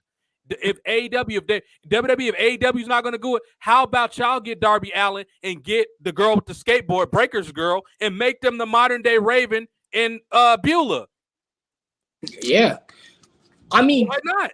AEW has options. I mean, they got the Max Caster, even though I'm not the biggest fan of him. But if you let him do what he does, I mean, you got your Thug and I'm a Sinner right there. Sure. I mean, you got they have hot women. Like they have Anna Jay, Tay Contact, Penelope Ford. Yeah. Even Britt Baker, I would say she's attractive. I mean, Sky Blue, like Allie's probably the hottest woman in wrestling. Just as far as pure beauty, that is a gorgeous woman. Allie's gorgeous. Yeah. What's her name? I forgot her name. But they have hot women. It's just AEW has a lot of stuff. Even Matt Hardy's wife, Rebby Sky, looks good too. That Spanish girl, she looks good. And she has that. They can make her like a modern day stable because she is kind of a diva in real life like that. They need to put that stuff on. Stop making it seem like these people aren't real people. Like they have real flaws and issues like human beings. Like they need to stop writing this, this is utopian world. Like I would hate to see it. This AEW video game is going to be dumb. Because they're going to have it where they allegedly it's going to be edgy and all that. No, everybody's going to have the same moves and it's going to get old quick. It's going to be worse than Battlegrounds. That is not going to be a good game. If Tony Khan makes it, it's not going to be good. Kenny Omega is going to have people dildo butt matches. I don't want to play any of that crap. I don't want to play any of that. I don't want to see wrestling little girls. I don't want to see jock straps. I'm not interested in that weird shit. And that's what that game is going to be because you got these mark nerds making it. And you could tell they wrote the My Rise. I just finished My Rise on wrestling earlier this week. You can tell some nerds wrote that because they got some of the most nonsensical. Who is ever proud on getting demoted to WWE and going to Japan and Mexico? Nobody ever said they wanted to do that. You know damn well some marks wrote that story. Now, I got good in certain parts, but mark nerds wrote that crap. Like, they control everything. They control WWE's merch department, which everything is awful. I know one of y'all got one of them Seth freaking Rollins shirts in the closet. Y'all got one of those? Nah. Yeah, because everybody wants a Seth freaking Rollins shirt. Everybody wants the only somewhat interesting shirt that they made lately was that Whoop That Trick shirt that Trick Williams wears in NXT. And guess what they chanted when Charlotte came back and went against Sonya Deville in Memphis? Whoop That Trick. And that movie came out like 20 years ago, Hustle and Flow. That came out in 2005 when I was in 8th grade. That was like 20 years ago. And Whoop That Trick is because that guy is talented. That's why. Why is Trick Williams and Carmelo, I almost call him Carmelo Anthony, Carmelo Hayes, why are they not on the main roster? You got a marketable shirt that you actually can sell. And also Trick Williams knows how to take an ass whipping. He can't be any worse than the 4 Horsewomen. How is he any worse than them? I know he hasn't been in WWE that long. That didn't stop Sasha from getting on the main roster. That didn't stop Bailey from being. That didn't stop Dakota Kai from getting signed. Why can't you put these people with actual marketable characters on television? Because they're not ready yet, man. I'll be telling you, man. They're not ready. I'm sure that's what Triple H actually thinks, too. But he thinks Bronson Otako is ready, or whatever that dude's name is, Bronson Reed, whatever the hell his name is. They think that clown's ready for the main roster. I don't understand how these people's brains work. We got these lame commentary, lame merchandise. WWE, I don't understand why they don't have a website where that you can buy buy retro merch. Like, why is this so hard? Like, why you gotta go to the very least sell the rights to Amazon? Yeah, like you get the shit off Amazon. I got me I want the old school like the NWO like the leather jacket that Hogan used to wear in the 90s. Sure. I want that. I want that. The DS jersey. I want John Cena's chain gang jersey, the white one he used to wear. I'm sure if you look maybe on eBay, you'll find it somewhere. It's just not that easy to find, but I'm sure it's out there somewhere. Yeah, you can find them on eBay. There's a lot of them that are, if we're talking Attitude Era, they're kind of remodeled in a way, so like you're not gonna find the old WWF logo on them. You're gonna find the modern WWE logo like stitched into them. So it's not really authentic, but I mean, it's the closest that you can find. Yeah. I just don't understand. There are some authentic shirts, but they're not from like any. They're not of high quality. They're just from used homes and stuff like that. Sure. Yeah. And even then, it's like you really want to take the risk of buying something that's probably stretched out or has tears. And it's going to be overpriced too. Yeah, because that too. Yeah, exactly. Yeah. I just don't understand. I actually seen What's that? I was saying I seen one of the Rock's jerseys from 1999. Had the old logo and everything. That thing went for $200. Right. Which is like 10, 20 times what is retail price would have been. That's quite overpriced. Yeah. What were you going to say, Omari? I just don't understand why WWE doesn't do it. I mean, they can. You know how much money they'll make off their retro merch. You know how many people want that. Lazy. You know how many people like me who want the old NWO jacket. You know, sure. But to be fair though, a lot of these marks wouldn't buy that stuff just to spite Vince McMahon. They wouldn't even buy it. Like, I'm trying to think of somebody, a wrestler that both sides. Like, I feel like everybody like The Rock. The Rock is universal. Like, even the marks like The Rock. But a guy like a Hogan, they're gonna try. Oh, he's a racist. They're gonna try to boycott it for that reason. Or somebody like they don't want you to talk about Benoit. They don't want you to talk about. They probably don't even respect Eddie Guerrero. Cena as a Jew said to them. A lot of these old school Austin to them is he only had 5 moves. Like, they won't really respect people outside of The Rock. So WWE's probably reluctant to produce all that stuff because they only think only a handful of people are going to buy it, because most fans that used to watch wrestling don't watch it no more. So they'll have to take a lot of work to get them. Well, we got this old school stuff out, and WWE's too lazy. They're not going to do that. It'll take a lot of effort because they ran all their fans off with this Johnny Gargano era stuff. Even The Rock, kind of gets bashed by the marks because during the Royal Rumble, you had all these marks saying that they prefer seeing Cody Rhodes over The Rock and stuff like that. And that only came from marks. Sure.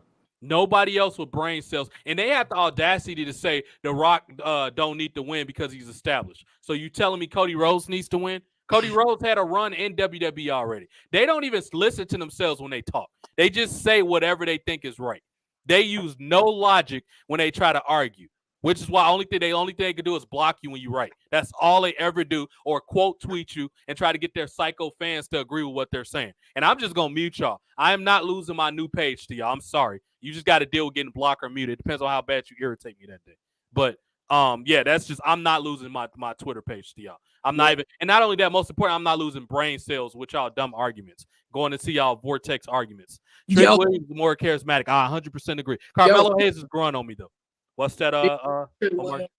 Speaking of, I don't know if you know Andrew Tate and guys like Sneeko. Yeah, I know Andrew Tate. Yeah. You know, guys like Sneeko, them WWE needs to do, and pretty much, if you really think of it, they're kind of like the Godfather. How they promote themselves. I mean, hanging out with a lot of hot women. That's pretty much them. That's pretty much Andrew Tate. Put that on TV. Sure. I think Williams could be the perfect guy, or either Trick Williams or Ricochet. Sure. Even though Ricochet might be reluctant to do it because I don't think he want to get heat with the marks or Triple H. So he might be a little reluctant to do it. But I agree with you on Trick Williams, though, because Trick Williams going to get booed because he's a guy that they don't think deserves to be on WWE TV over their indie darling. So I think Trick Williams will be a better person to go with in that scenario. But I agree. WWE needs more characters that reflect real life. If you want actual normal people to watch your show, people know wrestling isn't real. So they're not going to take the flips and flops and moves, the forearms seriously because it isn't real. If they want to see a real fight, they go watch boxing or something. Why the hell would you watch WWE for a real fight when you can go watch MMA? It makes no sense. I mean, plus I've always said that they need to bring back a young audience. That could be a good way because a lot of them like Andrew Tate as it is. So imagine you do a gimmick based on them and you actually do it right. You know I don't know about a young audience. They might get some teenagers to watch it. Some late teen, early 20s. Yeah. I don't know about younger people. That's what I'm talking about. Like the young. Got you. Mean like young adults and stuff. Yeah. You'll get some young adults to watch it. You know? Now let's get to 2 extremely hot women that you could do. Well, I wouldn't say hot. They're a good team because Isla Dawn's the hot one. Alba Fire is more of the work rate girl. These girls, Alba Fire, I always thought she had something because for a person with a thick Scottish accent, she actually has a lot of charisma. I'm quite surprised because Drew McIntyre is terribly boring for a UK person. But Alba Fire, even though when she didn't really have this character, when she was just Kylie Ray or something like that, when she was just that person, I saw the potential, but I'm like, she needs a character. This Alba Fire thing really caught on with her, and she showed that she's talented. And in addition to that, Isla Dawn is a more believable supernatural character than Bray Wyatt. I'm going to say that again because I think people have been brainwashed with this Bray Wyatt crap. Isla Dawn is a much more credible wrestler, supernatural wrestler, than Bray Wyatt. So I'm supposed to take great Bray Wyatt, this goofball, Dr. Robotnik that's coming out crying. I heard you out there. You praise. You're talking about coming back. You never gave up on me. Like, I'm supposed to take that serious? If y'all was going to do that, why didn't y'all keep having him do the goofy Mr. Rogers shit if he's going to do that? You're going to have this character. Y'all invested all this money into these costumes just to have him come out crying to jazz music. Like, how does y'all brain work, dude? I really don't understand how any of these people's brains work. Yo, bro, at this point, these girls on TikTok is way more creative than the WWE. Yeah. I mean, at least you can lie. That's sad too. It's manatees that knock around random idea balls that got more creativity in WWE's creative. And the problem is a lot of these people that got jobs have no business being there. Absolutely none. Now, I'm not saying they don't need a job somewhere else. They just don't have no business in WWE. And on top of that, the only person from the Vince era that makes sense in these type of roles is P.S. Michael Hayes. He's the only one that got balls to flick his nose at these, like, dude, screw this. We pro wrestling. We not listening to none of this crap.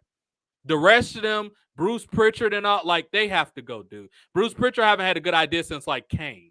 Like, how are you even justified still having a job? Vince just likes the way he makes him feel comfortable. That's all. Because Bruce Pritchard haven't had a good idea. I heard the Firefly Funhouse was his idea. Good job with that, Bruce. That really drew a lot of ratings, bro. But he hasn't had a good idea since Kane. I don't even know how they justify keeping this man around at this point. Well, the WWE almost went out of business with him and Cornette at the writing team. Oh, yeah. I mean, it took Russo and Ferraro coming in, and cleaning that shit up. Yeah, that's another thing, bro. We need a modern day Russo and Ferraro. Two writers who and I understand that pop culture is not like it was back in the late 90s. I understand that it's pop culture has become extremely boring now. It's not the It's still ways, though, to pick up Omari at the step away for a second. It's still ways to capitalize off current events. Like, all this stuff with Russia and all that type of stuff, they could have capitalized on a lot of that stuff with Ukraine. They could have made sketches out of that stuff to kind of loosen up the mood where, maybe they made some storylines out. Like, Miro could have came back and represented Ukraine and Russia, and they could have had Cena beat him or something. It's a lot of productive ways that they could have went about that and got people's minds off the actual serious incidents that's going on in the world. Because WWE used to do a good job taking serious topics and making entertainment out of them. They have no idea how to do that now. Or they're afraid or something. Like, it's just, I don't get it, man. I think we talked about Nakamura. I'm not sure if I know me and Omari talked about him. Have you ever seen anything special about Nakamura, OSJ? Honestly, I tried to get into him, because there was a lot of hype surrounding him coming in WWE back in 2016. I never watched any of the Japanese. I never really got into it or cared for it, but a lot of people made a big deal about that NXT match against Sami Zayn, and I just really wasn't into it. It was just nothing but strikes, and it was just like, that's the one thing I really don't care for in wrestling is, like, I feel like a lot of the strikes are oversaturated now. Sure. And I get that he's got somewhat of an MMA background, but Sami Zayn doesn't. Sure. So it's how do you buy any of that shit, But go ahead. I'm sorry. Exactly. But my point is, he came to the main roster in 2017, I believe, because I was still watching at the time. But I just found him boring. I could never get into him. Like, his mannerisms are overly goofy. Sure. I can't really take him seriously. Like, to me, he should be booked like Tajiri, mid card at best, maybe a little goofy, and that's it. Sure. But he got his chance in 2018 for the WWE Championship. Sure. Against AJ Styles. But here's the thing. There was no story to that. He can't tell a story. All it was just dream match, dream match, dream match, dream match. There was nothing behind it. And that's why I can't get behind this guy, because he doesn't really have much of a character. It's just nothing but work rate and matches with them, So that's why, to me, he's boring. And they tried to make him the Japanese Freddie Mercury, but I don't think he has what it takes to do it. Like, he doesn't have not that guy. Yeah, he's not that guy. Don't get me wrong. And TWRP said this once, and they quoted this very well. He's one of those people where when they interests stop, it's nothing to care about them anymore. He's all interest. That's all he is. Cool. That's Basically, cool. I'm glad you're back. He's just an entrance. Welcome back, Vic. he's basically Finn Balor. Pretty much, yeah. And that's another one that drive me crazy. Even though he wasn't in this draft pool tonight, this is worth talking about. Finn Balor is another one of those people that these fans drive me crazy with. Finn Balor is not interesting when he's not the Demon at all. He's not marginally interesting. And I have to suspend a bit of disbelief because the paint looks cool, but everything else, like the headdress, it looks goofy and cheaply made. I can't take him serious as the Demon. But this is the main issue. If you're going to have Finn Balor on a lot of TV, you have to, A, keep him as the Demon, and B, he has to have much better looking merchandise because that stuff looks awful that he comes out with. His get up, or I should say his costume needs to look a lot more professional than what it looks. It literally looked like an arts and craft class made his stuff, not a multi-million-dollar company. Because when he had that thing at WrestleMania, them spikes or whatever that was on his head when he went against Edge, it looked ridiculous. I didn't watch the match, but I saw the highlights online. It looked absolutely ridiculous. And Omari's back with us here. But Nakamura is one of those guys. Why are y'all trying to bring him back in the fold in 2023? He hasn't done anything in like 3 or 4 years. The last thing they did was he took Baron Corbin's crown, and they were being goofy with that. It was all right for what it was, but he hasn't done anything. Why should I take a random book return? Yes, Seth Rollins does suck. I agree with you on that. I have so much apathy towards Seth Rollins on a personal and storyline standpoint. That guy is just, don't even get me started. Speaking of, hey, what's that? I said, speaking of Nakamura, another problem that people in our community has been bringing up, and it's guys like him that pretty much fits his role, is that why is the matches getting longer? The matches each year get longer and longer, and we live. I mean, we live in a TikTok world where everything should be shorter. Exactly. I mean, the attention spans for getting lower than 98 and 99. That's double now. Why is it getting? The problem is Triple H is running everything, and that's all he knows. And tonight he opened up the show naming the rules. When I tell you I almost fell asleep just in the first 2 or 3 minutes of listening to that, I had no interest in. I didn't watch it on the television. I was watching it on Twitter clips, and I almost fell asleep with that 1 minute clip that he had explaining the rules of the draft. And I'm like, bro, why does everything you do suck? And I don't understand this about Triple H. Everything he does is boring as hell. Everything. He can't talk and interest me. He can't wrestle and interest me. He wasn't bad as a heel, but he's not a guy that you build your roster and get your belt to 13 or 15 times. That is not what Triple H is. He's not The Rock. He does not need to be talking for 15 or 20. He's not even Austin. Austin won better than The Rock, but I would rather listen to Austin talk about random shit for 15 minutes than anything Triple H writes. He could be sitting there talking about, well, damn, son, I had a salami sandwich. What? I had a beer. What? I went to the bathroom. Well, I'd rather listen to that shit than Triple H talk. This dude can't hold a conversation, let alone a goddamn watch for me to be interested in. Why is he the guy that always got to introduce him and Adam Pearce need to be thrown out of WWE as quick as I finish this sentence? They don't do shit for that show. Neither one of them, and they're in suits and they get too much airtime with mics. I'm tired of it. Like, what's that? Go ahead. I said I'd rather listen to Tony Khan. At least Tony Khan. At least you can make fun of him being nerdy. At least that. He looks like a knockoff Rick Moranis. At least you can make fun of that shit. With these dudes, you can't do anything with Triple H. Like, it's almost like he's nervous, like that he's losing like control. I don't know what's wrong with Triple H, but everything he does is awful. I can tell you that. And he's got too many mics too many times. And I thought they should have brought in somebody with charisma for this. Maybe Teddy Long or pretty much at this point, Teddy Long is the only person that can get me excited that haven't been overexposed with WWE yet. Yeah, they could have brought him in or something. Somebody interested in host this shit. Yeah, bro. Just have Teddy Long, just have him go like the whole show is like Raw, SmackDown. Just say his old classic line. You gonna go 1-on-1 with the Undertaker? I'd rather listen to him say that on loop than anything they got going on right now. It's gonna be a match. With the Undertaker player, he needs to send Triple H and Boring Ball dude with the Undertaker, but it needs to be a permanent bury alive match. That's what it needs to be, because I do not want to see those assholes come back. They gonna do this gangster style player. Holla. Yeah, it'll be the last time they holla. But we got way off Isla, and These two girls can do things because they got the supernatural thing down packed. Both of them, they could bring. They look.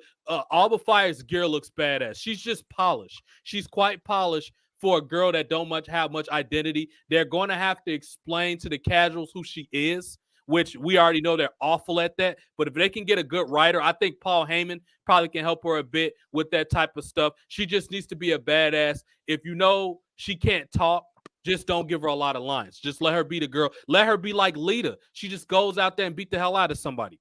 And this is the perfect time to bring back like the hardcore title. And I would not make it gender exclusive because she's got that bat. So she could justify beating somebody up with that bat because she comes out with the red bat.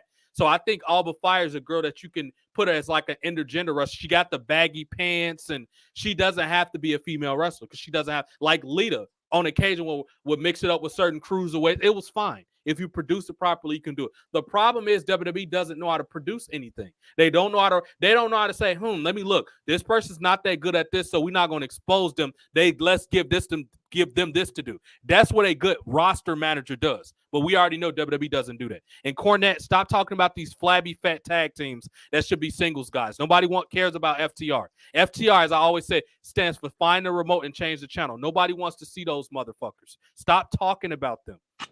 As far as Indy Hartwell, this is another extremely gorgeous woman, Australian girl. She's not hot like the Iconics, but she's cute. Like, she's very cute.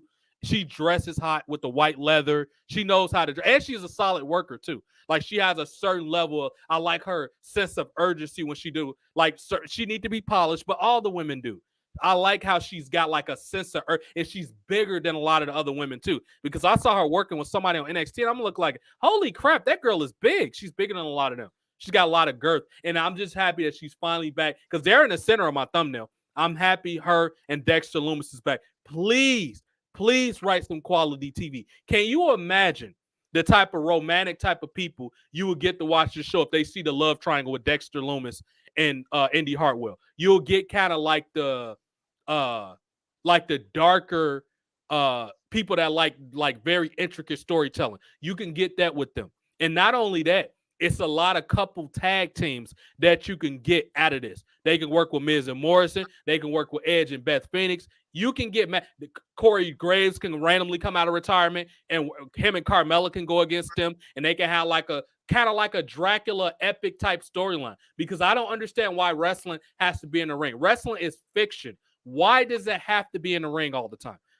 Why do you think the final deletion was so successful with the Hardy Boys? Because it was creative. That literally got people to watch Impact after they stopped caring for like 5 years. The final deletion got them back to watching wrestling because wrestling is an opera. It's an epic. It's all that stuff. It's literature. It doesn't have to be goofballs with Johnny Gargano underwear throwing shitty punches in the ring all the time. I miss when I miss the old brawls from back in the day when they used to go to the parking lot. I miss those.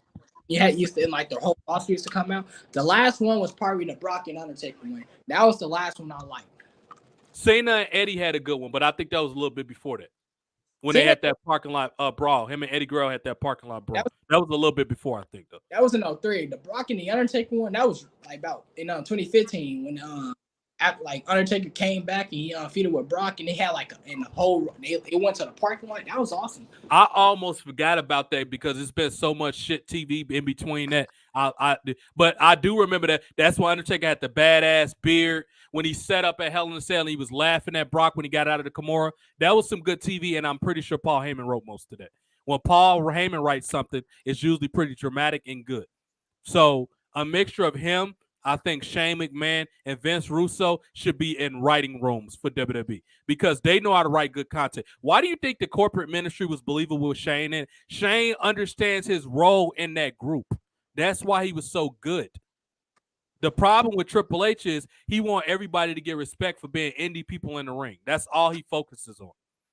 And I don't understand why he can get constant content out of that. But I cannot believe we got almost 2 hours out of this. I did not expect to get this much content out of this. And this is just part one. We still got part two coming up on Monday. But Indy Hartwell is somebody that they need to put on television. And that was pretty much the end of that. And I'm trying to think of a way we can wrap this up. we're kind of tying some things together. What's that? I hope Chase U gets brought up, specifically Thea Hale. The women's roster really needs it. She's really young and she's energetic. Yeah, like she's better. She's like what 19 or 20, and she's better 19, than the Four Horsemen. Yeah, she is. And she's not a bad in the ring either. She's not no worse than them other people. I would also like to see Odyssey Jones get called up. Odyssey Jones. I already talked about Trick Williams. What's it? In Raw from 2005, and Viscera, he had the love machine gimmick. And he was trying to kiss girls. Sure. And it's not like they would get heat for this because that goes along with the mainstream narrative. He's black. I mean, have him go around be a modern day sexual chocolate Mark Henry. I think that they can redo that with this guy. What's that cat they got? The Super Diva or whatever. What's that dude that was slapping people with his boobs? The eccentric dude in NXT. They can get him to do that. I can't think of his name right now, but Victor? What's that guy's name? That new Viscera guy. I'm sure Victor knows. What's that guy's name, Victor? I don't know why it's escaping me right now. Quincy Elliott. They can get him to do that. That's that guy's name, Quincy Elliott. They can get him to he's been off TV for a long time. I don't know where he's been. I was kind of intrigued by his character. It was so weird, but I was intrigued by it. I'm like, I'm gonna see what they're gonna do with this. So Quincy Elliott is a guy that you could do something. And plus, people can relate to it. I mean, because there's a lot of fat people. Yes, thank you, Victor. I mean, that's relatable too because we all know like this. There's a fat guy people know that somehow can pull, good-looking women. I don't know. Right. It's relatable. Yeah. OSJ, you still there? So yeah, now we can start tying some of these things together. Night one was pretty awful, with the exception of Bobby Lashley, Fire, and her partner, Indy Hartwell, and Bianca Belair. This night one was dog shit awful. It was mostly people staying where they were, or just people I just absolutely did not care about. All these NXT UK, and I'm putting McIntyre or Snoring Tire in that category because I don't care about him either. So it's just like, y'all need to significantly pick this up. Now, let me take this off screen and put the other thing up on screen on who should be drafted coming up, specifically from the NXT side of things, but we'll throw in a couple other main roster people as well. We're going to be done in 5 minutes. And I actually stayed up kind of late. I need to be going to bed. I guess I won't be playing the game tonight. Maybe tomorrow when I get home. Excuse me. I'm finna watch. I gotta be at work at 10 o'clock tomorrow. What's that? I'm saying I'm finna after this after the stream ends, the homie Jane Rants upload a video on his gaming channel. He rarely uploads. Oh yeah, I know Jay Rants a little bit. I know he's from TWR people, but I haven't had much dealings with him. But I heard he's an interesting dude. I don't know much about him though. I gotta check him out. What was I gonna say? Oh, you gonna put it's kind of scary. Oh yeah, I was gonna put this roster up. That's right. Let's go to the NXT. Like I said, I think Theory's gonna go to SmackDown, and I think he's gonna peek over there because if the IC title is on Raw, he's the U.S. champion. He's likely going to SmackDown. These are people right here. Booker T needs to come out of retirement and we need to see a new Harlem Heat. If you want to get a tag team faction, really some heat and get them going, Booker T will be the perfect person to put with Malik Blade and his partner. Booker T and being involved with wrestling in general will be awesome. Can you dig it? Booker T being back. Who would be the Sherry? I don't think it needs to be that detailed. I'll be okay with it just being Booker T because honestly, most of these fans don't even know who Sherry Martel was. So I don't think they'll really get it like that. But if I had to choose somebody to be Sherry Martel, who's kind of got like a darker hair, maybe Kiana Jade. I'll probably put Kiana Jade as Sherry Martel. I think she'll be able to pull that off a little bit. I don't even think these fans know Harlem Heat. I think the only thing Harlem Heat they know, the only thing Harlem Heat they'll know is probably Booker T's theme. Probably, but if they show them the clips and stuff, I think they'll get it. I think if you introduce them to it, but if we have to put a Sherry, I don't think Sherry's totally necessary. I think Booker T will be good enough. Because I don't think he's gonna overshadow that female. It just needs to be Booker T. Because he's going, but I think those dudes can, because I saw some stuff that they did with Toxic Attraction. I'm like, you probably can do something with these cats. because prior to that, I didn't think they were nothing special. But when I saw them interact, I'm like, these dudes actually kind of interesting. And then they already got the physiques. They built like it. So I was like, yeah, you might as well just bring Booker. He's already in NXT, so why not?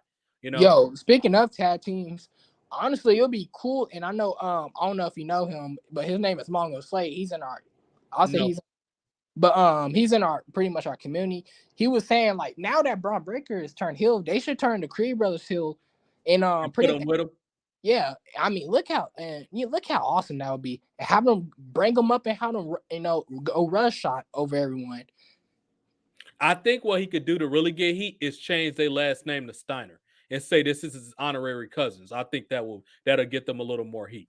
That if they do it that way, I'm okay with it. We'll see in due time. I think he'll lag them down a little bit though. Yeah, I think that was okay when he was a baby face, but I think he'll weigh them down a little bit. Oh, I'm sorry, they will weigh him down because they're not over. Give it a little bit of time. Maybe in a couple months or something when they built up some momentum in due time. Maybe we'll see where that goes. It's not a bad idea, but I like Breaker as a singles right now. I like True. I know a lot of people like complains that he's not Braun Steiner. I think it's a blessing in disguise that he's Braun Breaker because it's ironic they want him to be called a Steiner, but the minute that he gets pushed, they're gonna say it's gonna be the Charlotte effect. Right, that's true. You might be, and I'm thinking Victor's talking about Jay Rance. He said he rarely posts wrestling videos these days. I wouldn't blame him. The little bit I heard a lot about Jay Rance, he seems like his personality is kind of similar to mine, but he's a little more indifferent to wrestling. I've heard him a little bit. I just don't know him well to speak about him, but I've heard him before. So we already talked about this guy. I will have him go with his partner and win the Intercontinental title. You have to put Tony D'Angelo as Intercontinental champion. It's a lot you could do with that. He can work with John Cena as Intercontinental champion. He could change the belt to the Italian title because when you do that, you're going to get heat automatically on that title. And you can have two heels as champion. The United States champion. Right? You know what really get him heat? What's Especially with the older marks. Have him say that he's a better Italian than Bruno. You know how much. You know how much we're getting. Like, imagine, like, I can already see it now. Jim Cornette. Oh, he said, you know how much that would be a lot of heat. Him saying he's better than Bruno Sammartino, that would get a lot of heat. Somebody just said, and their name is Miss Queen Rotem. I think I'm saying that right. That Melo and Austin Theory will be a good match.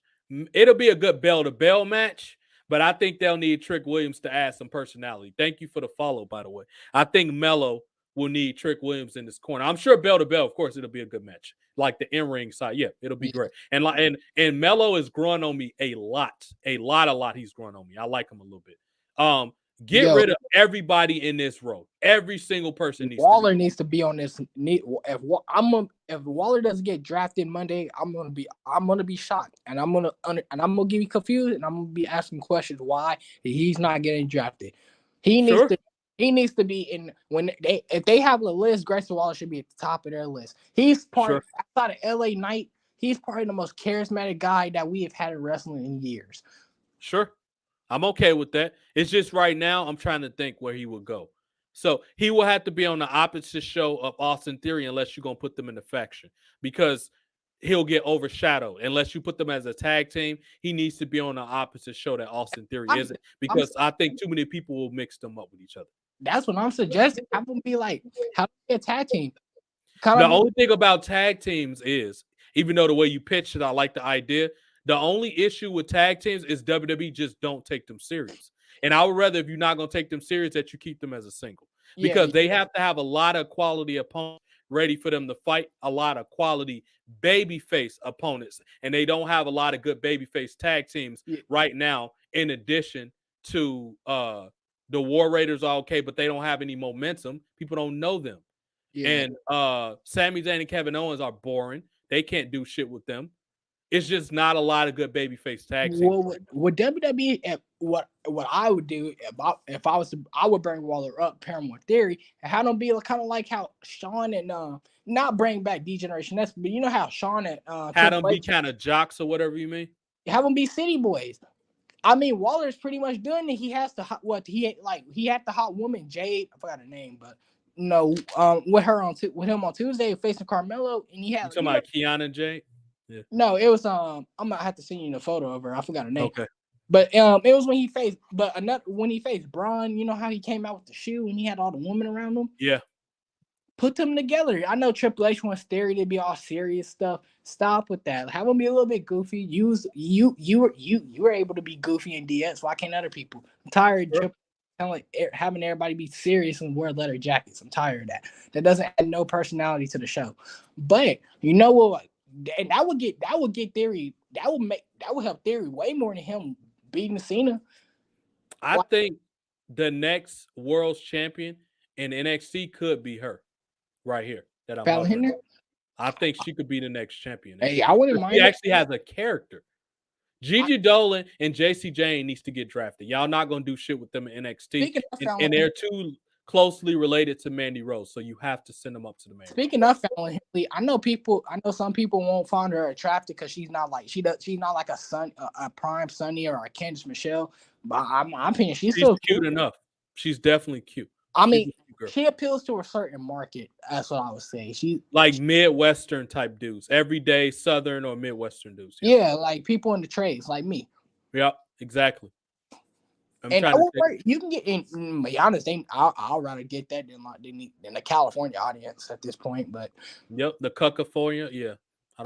I already talked about them. All these other people I'm skipping because they don't matter. I talked about Joe Gacy. He needs to be what Bray Wyatt is doing right now. The only problem is you're going to have to introduce him to casuals because they don't know who he is. They need to bring a major problem.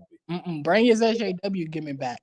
Have him form like a chart. Like he should have a fashion of SJWs where they go around trying to get people to the cut with the weird hair, trying to get people to cut off their tits. That should be him. Or to take what you said, he needs to be like Principal. What's that dude name?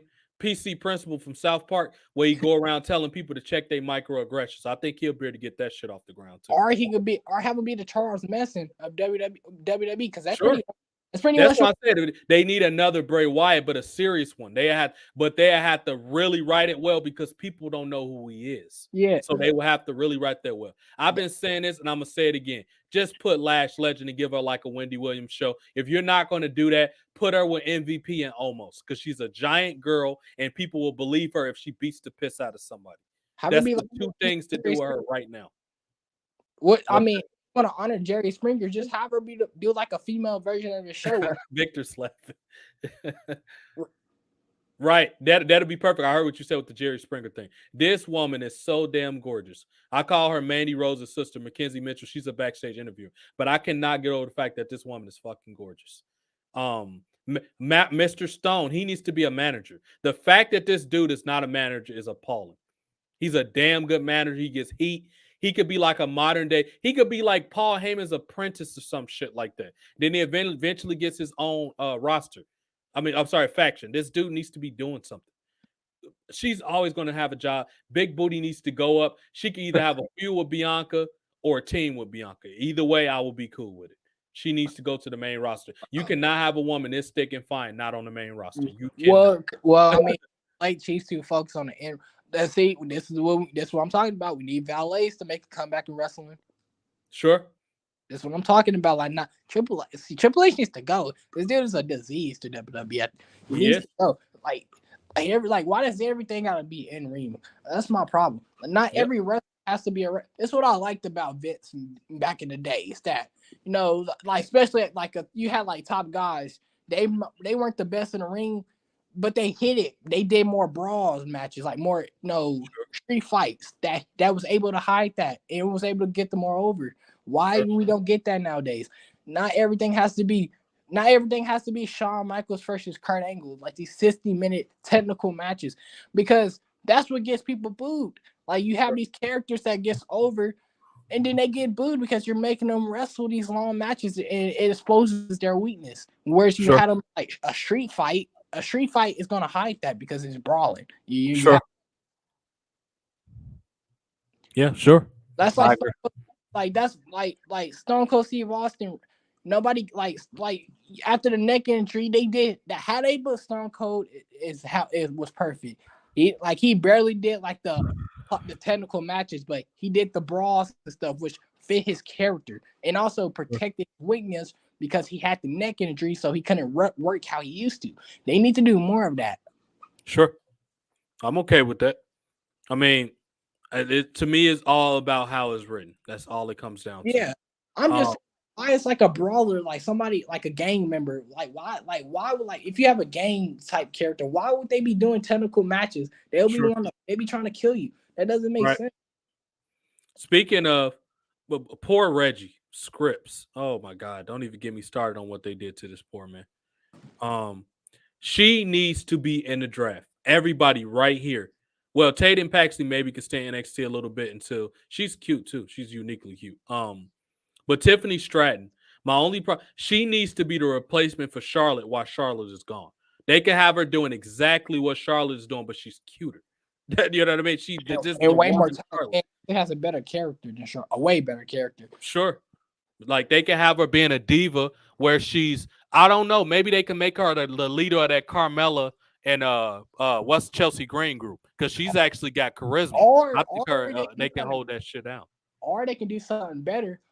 They have her be like the. I agree with the Mark Henry thing. Have you watched The Sweet Life of Zack and Cody? I've seen it before, yeah. Mm-hmm. They need to have her be like, Brenda Song's character. I can't think of her name right now. I know you talking about. They need to have her do that. Mm-hmm. Sure. Any type of bratty type character I'm cool with. She needs to be like a diva. Or if she don't leave, put that NXT title on her like right now. They need to put that belt on her like right now. She needs to beat what's her name Tuesday for that belt, or in the next week or whatever. She needs to be that champion, because that's somebody you got to build that. It's been long enough where people kind of forgot about Mandy because it's been like 4 or 5 months. You could put the belt back on the heel now. And she could feud either Thea Hale if Thea doesn't get called up, or like who's another baby? Sol Ruka. I know TWRP don't like her, but she's actually not that bad to me. She's a decent baby face. She can work with a girl like that, because Sol Ruka is the completely opposite of she's for the marks and this is for the casuals. That's a perfect storyline. So it writes itself. Yeah. So at this point, WWE, I know I'm kind of harping on, but like at this point, WWE, they're not going to do. They're not. They got to. They don't want like someone like Tiffany Stratton. They want like these boring dudes. At this point, it's got to. I would rather watch High School. I would rather watch High School Musical than watch WWE. I thought I'd never say that. But. If it's true that Tiffany Stratton wants to stay in NXT, like Victor said, just put that women's title on her, because she's the perfect person. I will watch NXT just to watch her. This guy I've been saying for a while, they need to do with him, and this is A-Train's son, Matt Bloom, Von Wagner. Wait, for real? That's his son. They need to they need to do what they were supposed to do with Lars Sullivan, where people make fun of his looks and he just beats the shit out of you. He needs to be like that person, that socially awkward giant in high school that get teased and he finally snaps and he beats the piss out of people. That's what his character needs to be, because he's not going to survive no other way. He has to be. And I've always joked and said he should be the Hunchback of Notre Dame, because he's kind of got that look to him. Bro, lose the jacket. He don't need to have a Baron Corbin shit. This is not going to help him out. Make him a freak and he beats people's ass. That's what it needs to be. Have him be like the typical 80s bully in like the movies, where it's like he just goes around stuffing like the nerds. People in lockers and shit. Yeah, imagine him doing that to Gargano. I will laugh. I will be. Well, they're not going to let him do that to Gargano, but I get what you mean. I would love something like that happening. You know what I mean? I'll be laughing my ass off if he used to stick Gargano in the trash can. Do like pull some or do some Nash deal with Nash to Ray in WCW '96 when he threw him into the Sure, when he threw him into that trailer. I know what you're talking about. That would be hilarious. Yo, why bother having Desmond Xavier if you don't have a cruiserweight division? And this dude is the NXT Intercontinental Champion. This little ass dude, like Dez, you can't do anything with him if there's not a cruiserweight division. The Rascals was cool when they kind of had that 70s show thing and Impact, when they were insinuating that they were smoking weed. Remember that? And that 70s show when they used to rotate the camera or whatever, when they used to all sit in that circle, they did that with them in Impact, and that was the most interesting thing they've ever done with these guys. Now he's just work rate. What is the difference between him and Ricochet? They're literally, he just got braids. That's the only difference. They work exactly the same. It's like why bother? The difference is Ricochet. Ricochet pull harder women. Well, maybe, perhaps, But it's definitely nothing different as far as them wrestling. Now let's go. Let's go quickly over all these main star people, and we're gonna wrap this thing up because man, this wow, we've been just 2 hours. It just made two. Okay. But for the hashtag for the fans, I'll stay up late for y'all. I'm off after tomorrow anyway. So when I get off tomorrow, I'm off Sunday and half of Monday. I don't go back to work this Monday evening. Let's go over some of these. We already talked about them. We talked about AJ. We skipped them. We talked about Aaliyah. Well, y'all talked about Aaliyah. Aaliyah. We were just talking about she just need to be on TV doing something because she's hot. That was the conclusion that me and OSJ came to pretty much with that. We talked about all these people. Corbin, he needs to beat the shit out of people. He's a former Golden Gloves boxer, dude. They need to bring back the hardcore title and put people like Baron Corbin in the hardcore division. What was that, Omar? Oh, I was just saying, why? Like, imagine not putting Aaliyah on TV. They're dumb. OSJ, do you think a guy like do you think the hardcore title can survive in today's time, or it should be brought back? I'm not survive. It probably won't, but I think it should be brought back. Do you think it should be brought back? Yeah, definitely, because you could slot so many superstars in there. Baron Corbin would be at the top of the list, and not only that, too, but you could utilize some hardcore elements. You know, unlike the 24/7 title, you know, you can make it unique in that aspect, and like you could have Baron Corbin, Ricochet. Ricochet could do flips off of all kinds of stuff in the back, win the hardcore title, run away, stuff like that. Yeah, they need to produce it. Baron Corbin can hit the end of days on you, on the concrete, in the parking lot or something, Just so many ideas Mike that they could utilize. Absolutely. Do you remember how when the invasion first kicked in and Mike Awesome debuted and he powerbombed, I think it was Rhino on that ladder. What an impactful way to debut in the hardcore division. I still remember that to this day. That's how impactful it was. And I wasn't even the biggest Mike Awesome fan, but that shit looked cool. That Phoenix was somebody I always thought the next level. Oh, absolutely. Guys like Taz and Raven and Rhino. Oh, man. Come on, the dude. Brock Lesnar had the best debut, in my opinion. He just came in. Oh, absolutely. When he just crushed people. And that's something you could do. That's what Strowman needs to go back to do. I think Strowman, it really doesn't matter what show Strowman's on. Maybe Strowman needs to go back to Raw. I think he's on SmackDown now. But the point, he needs to go back to flipping shit over. Everybody likes a giant that flips shit over. Fee, fi, fo, fum. That's what people want to see. Braun Strowman is not working as guy, whatever he's doing now. Just, it's not working. Dude, go back to the tactical military pants. Take the red skinny jeans off, or at least make them black, because red looks crazy on you. And take the nipple rings out and go back to flipping shit over, dude. That's what people want to see you do. They want to see a big metrosexual goofball on TV. Speaking of big, goofy metrosexual goofball. That was the closest that we saw to attitude. Where it was a great stuff in a while. I mean, he was over in 27. I was surprised that they didn't have him beat Brock. I mean, he was over like because of the whiny crybabies online. They would have complained. It goes from one meathead to the other. That's what they would have just complained about it. And maybe some people thought he wasn't ready. The thing with Strowman that I noticed, he was in an unfortunate time. He was around when Roman Reigns came back and he started that reign. Because remember, I don't know if people remember this, he beat Braun Strowman for that title. That's who he beat for. Maybe he randomly came back and at SummerSlam and attacked him at the end of the match, and then he won the belt next week at that whatever that Saudi Arabia show was, and he's been champion since then, or Clash of the Champions, whatever the hell that pay-per-view was called. He beat Strowman for the title. Yeah. Was that the one where Roman almost killed him? Because there was a match where they almost killed each other. Probably. That probably was it. Yeah, that was awesome match. I like that. I ain't the big fan of both of them, but I like that match. They had such a good photo. This is a great looking photo. They had an underrated feud, in my opinion. And Roman Reigns versus Strowman, they was beating the shit out. Why didn't this happen at WrestleMania instead of Cody winning the Royal Rumble? This should have happened at WrestleMania. Now that I'm thinking about it, they should have had it where Brock threw him out, and they could have started the feud back then. But anyway, whatever. I'm thinking more than they are. Just get rid of this goofball. He's taking up too much money. Y'all tried all his dumb ideas. It's not going to work, dude. You could be using that money to make the SmackDown set and fireworks. Forget this dude. He's not worth $1 million. He can't even stay focused. Why would you give him $1 million?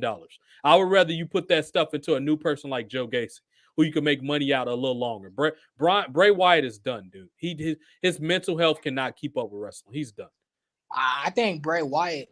Bray Wyatt, he was good when he first came back. In 2013 and 2014. What ruined him is him losing to Cena at WrestleMania 30. I think that ruined him. Pretty much, yeah. Yeah, it's pretty safe to say he did. In a way, but I mean, I think if you're really good, you could come back from a loss. Right. I just think that Bray Wyatt's just not that good, period. Because if he was, he could have bounced back. Like, you take someone like Bobby Lashley. Bobby Lashley, they threw a lot of crap at him, but guess what? He came back and he won the WWE Championship. So sure. And look all the goofy stuff that Miz got over. But go ahead, I'm sorry. Exactly. It's like what the Macho Man said. The cream always rises to the top. That's true.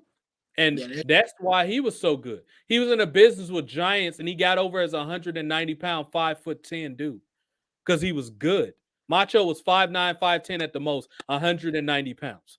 But he was a star, so he got over. That's why he was the greatest lightweight world champion ever, because he got it. He understood what it was about. And people to this day still think Macho Man was the epitome of what a wrestling character was. They, to this day, still think that. When you think of wrestling, they think of Macho Man. Because he had what wrestling is, kind of the goofy, carny thing, he had that down pat. He had it completely down pat. I think it's odd that Charlotte and Chelsea Green kind of look the same, but obviously Chelsea Green is much harder. But they got like the cheeks and they kind of look the same. Let's see. Jesus, it's so much filth I got to scroll through. These people are awful. Dominic needs to be with Vicky Guerrero some type of way. I understand there's a lot of heat and all that shit on Vicky, but she's the only thing that ever make any of these Latino wrestlers interesting is Vicky Guerrero as a heel. And like, I don't understand why he's in Judgment Day where he's got a cholo character. I don't understand where WWE's going with this shit, but it could be written a lot better than that. I don't know what you do with Edge at this point. Elias, he's built for Raw, but boy, he needs a hard reset. Maybe at this point he's going to be a modern day Jeff Jarrett or something like that. But I know a guy that's built like that needs to be on TV consistently. I know that. But I think we talked a lot about Elias, so we don't need to. I'm so happy Emma's back. I don't know much what you could do. Actually, just continue doing what you're doing with her and her boyfriend, her and Riddick Moss. They're just fine. There are other people that you could do a lot of couple tag team stuff with. You could do a lot of stuff with them. We already talked about everybody. Gabe Stevenson, just keep developing, dude. Kurt Angle's too old for you to do anything with Kurt Angle now, but I don't know if this dude's going to make it because he needs kind of like maybe he needs to be turned heel and put with Paul Heyman. I don't know what you could do with. Maybe Paul Heyman will be a guy that can help him out. I don't know. But Kurt Angle, you can't do anything with Kurt Angle anymore. He's too old. Jeez. OSJ, do you see all these damn cruiserweights I'm scrolling past, man? Jesus Christ. I don't even know who half of them are, to be honest with you. Nor do I, or don't care to. Jinder Mahal is a guy that you can constantly have on the card. Yeah, he needs a lot of work as far as his in-ring, but a guy that just looks like an evil villain. Like, look at his face. Look at the scarf. He just gets it, dude. He's always well-dressed. Jinder Mahal is the guy that you always need to have doing something. At the very least, make the man a damn manager. He's just so good. Put him in the hardcore division. Sure. Hide some of the stuff that he's not good at, which is moves and shit. Who's this fucking dude? Cena looks so old now. Jesus, I can't believe how old John Cena looks now. But I mean, he's big match John. He'll always be around. I'm quite impressed by her and her team. They need to be heavily focused on in the tag team. They actually work like a team, act like a team. They're both cute too. So I like her and Kaden Carter, which they're both right. Pulled that, but they both dress like a team too. I love that they actually act like a team. Omar? I don't know how Ricochet pulled that, but he's lucky. Oh, I mean, he keeps pulling more than that. He's with that ring announcer girl now. Man, that man always pulls the hot stuff. Bro, can we either split the New Day up or get rid of them? I'm just so tired of the New Day. Like, every time I scroll past them, I get annoyed. Yo, but they've been the same since like 2015. 14. Yeah, it's been almost 10 years. We talk. This dude, they ruined him. Dio Madden. Oh, I don't know what this clown shit is right here, but let's see what else we got here. Oh my God, this woman's beautiful. Yeah, she needs to be a manager. That's the girl with these two goofballs right here. But She needs to be somebody's manager. She can be the modern She day. might be somebody that can revamp Dolph Ziggler's career if they put Dolph Ziggler with her. You know what I mean? And I always thought Dolph Ziggler would have been a good like television champion. He's tailor made for a belt like that. You know, another goal. We saw her earlier though. Maxine Dupree could be the modern day Sunny. They're both hot. Well, old Sunny, not new Sunny. But these cucks don't want to see hot women. They want to see dudes with underwear on. They don't want to see women with underwear. Yeah, I'm surprised they haven't advocated for that Dylan dude that's dressing as a woman to come to wrestling. Please no. I don't know what that is, but I already don't like the way it sounds. Just no thank you. It's nothing you could do with this motherfucker. Like, it's no crew. Bro, the coolest thing you did was the 054, and all you do is whine and complain online. Please get rid of that motherfucker. Nikki Cross is somebody that she needs to be in the draft, but she needs to go back to old Nikki Cross. Get rid of this Nikki Cross. Get rid of the dumb song, and she needs to be crazy again. Or at the very least, put her with Joe Gacy and make them a goddamn faction. You know what I mean? The problem is, Victor said, "Get Jinder Mahal A-Rap money." That'd be hilarious if he had that song. Well, the problem is in old school, and Jason mentioned this earlier on Twitter, is that they overused the crazy girl gimmick. I mean, it peaked with Mickie James, and it hasn't hit the same since. But I think Nikki Cross is a different type of crazy. She's like dark crazy. Whereas Mickie James is more like sexually obsessive crazy. That's two different type of crazies. I think once again, it just goes back to how you write it. I've always enjoyed her because she's different and she has great psychology. When you could tell the way she works, she has really good psychology. Almost needs to come. He needs to start being. He needs to crush people. If they're not going to use my idea with Tony D'Angelo with the Intercontinental title, put it on Omos. Omos can go to Smackdown because they need a big month. Those football players like, holy shit, that dude's big. So the NFL family on Fox will take him serious. I think he's worn his welcome out on Raw. Send Omos to SmackDown to put the Intercontinental, whatever belt's going to be over there. He needs to squash that motherfucker and take that time. Great Khali. What about Great Khali? I said he almost can be the modern day Great Khali. Sure. I don't see why not. Sure. You know, have Omos squash Gunther, hold the Intercontinental title for a year. I'd like to see. Sure. And I don't even care that's the heel versus heel match. Just have him do it. Or if you want to give him a character, have him be Debo from Friday. When you think of it, Debo from Friday. He's gonna jack people for stuff. That'd be hilarious. Yeah. I'm still now. This is a guy that looks impressive. I just don't know what you do with him since you got rid of the 24/7 title. He's kind of got the goofy thing going on, but it's just like I don't think he's gonna he might get cut because I just don't know what you do with him anymore. I like Rick Boogs. Maybe he needs to go to NXT because it's less crowded on the main roster. Because him and Riddick Moss look too much alike. They have similar kind of physiques. So I think Rick Boogs might get cut. I like him, but it's just I don't know what you do with him. You know what I mean? Maybe he can go to NXT and just it's less crowded there. I don't know. I feel like they can give him like some 80s gimmick where he does like the Hogan, like 80s stuff where he comes out like with 80s music. I mean, that's a good way to cash in on the nostalgia stuff. I mean, have him do he come out with 80s music, talk about 80s stuff. I mean, I feel like that sounds cool, but I don't think WWE's clever enough to write something like that. They're just the nerds are going to shit on it because he's not a work rate person. I like it, but it's just like he's kind of one of those guys you just got to have kind of like in a hardcore division or something like that. It's just I don't know what you could really do with him in a PG era. Like they just don't respect muscles no more. So it's just like I don't know. It's hard to tell. Or you'll have to turn him heel. But I mean, it's a lot of big heels that look like him too. The power guy thing or whatever. It's just I don't know much what you can do with this guy. I don't want any of these British dudes. Get rid of every single one of them. I don't like nobody in that Sheamus group. Even Sheamus, get rid of him. Bobby Roode, what a poor guy, man. I mean, at this point, he's just send him back to NXT. It's less crowded. They need more men in the world's title picture anyway. Bobby Roode was always used better in NXT. Send him back to NXT. They had a chance. They had a chance of creating the modern day Rick Rude, and they failed. Yeah. If this guy right here was actually a wrestler, you can make him a Drake impersonator. Remember they used to get a wrestler those goofy ass act like you're this person character, like with Charlie Haas or whoever the hell else. Goldust was playing different people. This dude I swear he looks like fucking Drake. If that's not Drake, I don't know who is. You talking about a modern cartel leader, Yo, Santos Escobar. If he has some good writing, he'll be just fine. They just got shitty writing for that dude. You know what I mean? speaking But of he, that Drake guy, what's speaking of that? speaking of that Drake guy, it would be cool to have him singing she got the In Your Feelings, Lion Bird. that in you know Oh, the In Your Feelings song by Drake. It'd be funny sure, having at guys like Gargano. It would be hilarious. sure.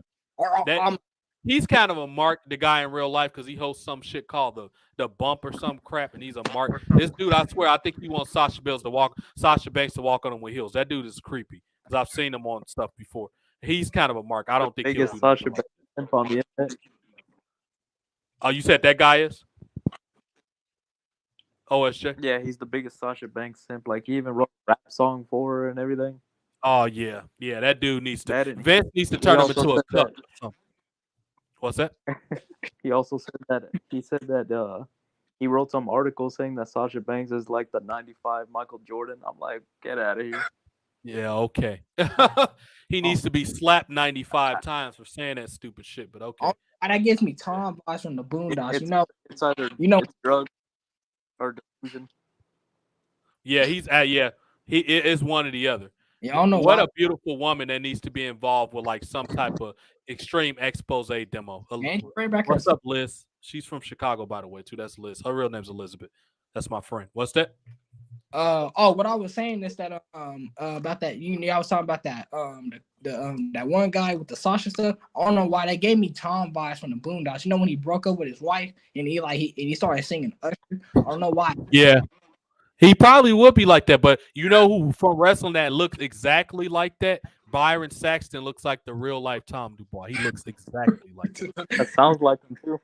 Exactly. He got the nerdy bro fired. I'm just fire him already, please. I'd rather Shane McMahon come back than fucking Rollins. Shanky, bro, why? It's just I don't get it, man. All of these people except Shelton Benjamin needs to be gone. Every single one. Well, Shayna's all right, but I'll give her like a year before I get rid of her. Shotzi Blackheart is a modern day leader. They just don't use her. Solo Sikoa, bro. At some point, he needs to go single. I like Solo Sikoa. The good news is, damn, Sonya looks hot right here. The good news was with Solo Sikoa is he got a lot of good years in front of him. Let's just put it like that. He has a lot of good years in front of him. I don't like how he's presented right now. He comes off as a watered down, boring version of him. I think he's doing all right. I can see why people compare him to Umaga, but I think he's all right. Tegan Knox is cute. It's just you can't do anything with her. How many girls got this colored hair shit? Like, how many times are y'all gonna do that shit? Everybody has that shit now. What's that, OSJ? I actually ranted about that too. There's so many girls in the business now with colored hair. They all like if you put them in a room, you can't tell the difference from anybody. Like it's just like, and the good thing about her, she's well built. She's gorgeous. It's just like, what do you do with her? You know what I mean? They might as well make a faction called the lesbians or something. Put all of them up in her. They need to be called the SJW, LGBTQ, the alphabet people, or so. I don't know, but it's just so many of those motherfuckers. Like, god damn. The only thing you could do with her is give her a social justice warrior gimmick. Kind of. Only thing about it, isn't she like from another country or something? So she might have an accent. Isn't she like Australian or something? Some shit like that, or whatever, Kiwi, wherever Dakota Kai's from. I think she's like that. So she might have. I don't know if she can act. So that's going to be an issue. But I mean, they need to put them in a group. They make whoever is out of them that can talk, the SJWs or something. Maybe Sasha can come back. She got the goofy ass hair. Put them in the SJW characters or something. Because they all got that same goddamn look. I mean, it's not hard to like a social justice warrior, but I'll see what you say. Why does this motherfucker still have a job? With that long ass name. Like, what can you do with this bald garden gnome fuck? You bet off if you want a bald person, get Titus O'Neil come out to slip under the ring. I'd rather watch that shit than anything. This dude. Why do you look like Julius? And he look like Julius from everybody. He kind of does a little bit. You talk about Terry Crews? Yeah. Yeah, he looks like you should give him this that guy. Gimmick. What's that? I said you should give him that gimmick of Julius just charging people for this. Oh yeah. Have walk around. I know you ain't eating all that popcorn. Have him work in a concession stand. That's 56 cents. That's I will do some good. That'll be hilarious. That'll be much more entertaining than what they're doing right now. Don't Titus O'Neil have kids? Yeah, he got kids. Yo, bro, they can go all the way. Not kids. They like young adults now. This kid's grown. Yeah. Oh, well, I was gonna say have him go like how when Julius he was so cheap. I think it was an episode where he I forgot what I think he was so cheap he made sure that they didn't eat all the food, something like that. And then he had them collecting rations, or he was measuring everything they ate. I think if you do it that way, it has to be. Me too. It was almost like a black Malcolm in the Middle. I love Everybody Hates Chris. But I think they have to do it in a wrestling digestive way because it can't be that exacting. Because damn well only wrestling fans only watch wrestling and porn. They won't even understand the references because they don't watch TV outside of porn and wrestling. They don't watch shit, so they don't have any cultural relevancy. So I think they'll have to make it kind of wrestling centric for people to digest it or whatever. It can't be that detailed because they're not gonna get it or whatever. Top Dollar, bro. The only way you could save Hit Row at this point, because the only one I will fire everybody except BFAB. The only way you could save this goddamn group if you make them, he has to be Suge Knight. He's got the look already. Put a suit on him and give him the damn cigar. He has to be Suge Knight. Have him, Top Dollar, top player, something. He needs to be like an oppressive where they win the match and he takes the credit. Then they produce segment where they driving around and he make them pay for the food. He has to be that way. And that's the only way you're going to get that Ashanti Adonis dude any type of heat. Other than that, they're going to be like, who is this goofball with this Michael Jackson detective outfit? Nobody cares about that motherfucker. So you have to give people a reason to care about him. So I think he has to be, and please keep him away from ropes and jumping out of them. But he needs to be, speaking of which, too entertaining. This guy could probably make him entertaining. They can have Carmelo Hayes trying to get signed to his record label or something like, and he steal him from him. It's shit you can do with that. Better than and speaking of which, look what we got. The man of the hour, this dumb motherfucker right here. Triple chromosome, triple HGH, triple nose snot. This triple dummy. This motherfucker right here. Can he get drafted out of the WWE? Is that an option? Can we fire this big nose motherfucker? Send him to AEW. Yeah. Draft him to AEW. Matter of fact, draft him to MLW with Court Bauer or something and help him sue Vince. Because I got a feeling Triple H people leaked that Vince shit. My Spidey says, why does this goofball motherfucker have a job? This dude looks like a unemployed substitute teacher, if that's even a thing. Like, why are you on this roster? Let me just scroll past. I want Vacant in the first round. I know that. Why has Vacant not been drafted? These chicks, like, they supposed to be in a group. They both got paint on their face. But I know this used to be Sarah Logan with the boobies. Why does high schoolers look stronger than a lot of these are wrestlers? That's sad. What? Why is what? I said, why does high schoolers look stronger than a lot of these wrestlers? They probably are, because you got high schoolers now that's like 6, damn near 7 feet tall. And I'm like, what grade you in? 6? Like, what? Big motherfucker, you eat up everything. Barrett, why did you retire again? Like, he needs to be like in a hardcore division or something. Because boom on NXT, nobody want to hear that shit. He needs to be Consequences Creed again. Like I said, unless you're gonna make them singles, fire these motherfuckers. I'm tired of New Day. I've been tired of them for a while. Unless this dude gonna play a piano, I don't want to hear his name being Wolfgang. Like, come on, bro. Why is that your name? That sounds like other than Zelina Vega, everybody here needs to be gone. Didn't they have like a guy called Wolfgang back in the Nation back in the day? Wasn't he? No, that was Wolfie D. Oh, he was one of the rappers, JC Ice and Wolfie D. Yeah, the two white things guys. I find hilarious about that. Jason remembered that, and you thought his name was Wolfgang. I had to dig in my brain because I didn't remember that until y'all just said it. But they definitely had those white dudes up in that group. Now that that was actually the original version of the Nation theme. Like, the way it was before, it was just Nation. All that. That's right. What it was. But the first version had JC Ice and Wolfie D rapping Farouk to the ring. Jesus Christ! They also had that other guy, that manager, Clarence. Didn't they have Jason Sensation in that group? No, he made fun of them. He was making fun of them. No, I am not a nugget. Yeah. Didn't they become Los Barricas? Or no, that's a different guy. That was Savio Vega. Yeah. With the stereotypical 70s Hispanic pants and shit. What's that? They became DOA, right? No, those were the No, that's white completely. bikers. That was the Harris brothers. Yeah, you mixing all these different white dudes up. Be careful, Omar. But They're gonna call you a racist in a minute, man. actually, no, he's on Go something ahead. because Farouk actually did fire a bunch of these people who went to go form their own factions. Like Farouk wanted the nation to be blacker and everything because he got rid of Crush, who would form DOA. He got rid of Right. Savio Vega, who formed Los Boricuas. Yeah. He got rid of the manager Clarence Mason. Yeah. Who else did he get? I think the only one he kept was D'Lo Brown. Wow. That's funny because I don't remember any of that stuff. I remember like them kind of coming out, but I only paid attention to the nation when it got all of the people we knew up in there, D-Lo and Mark Geary and all of them. Oh I yeah, didn't really pay attention to they all of added later on Kama Mustafa or Godfather. Oh yeah, Godfather. Yeah. He came in the summer of '97. The Yeah. Rock, Rocky Maivia came in August. later on. Because I ain't even gonna lie. Yeah, Mark I Henry skipped came a lot in of that. '98. Oh wow.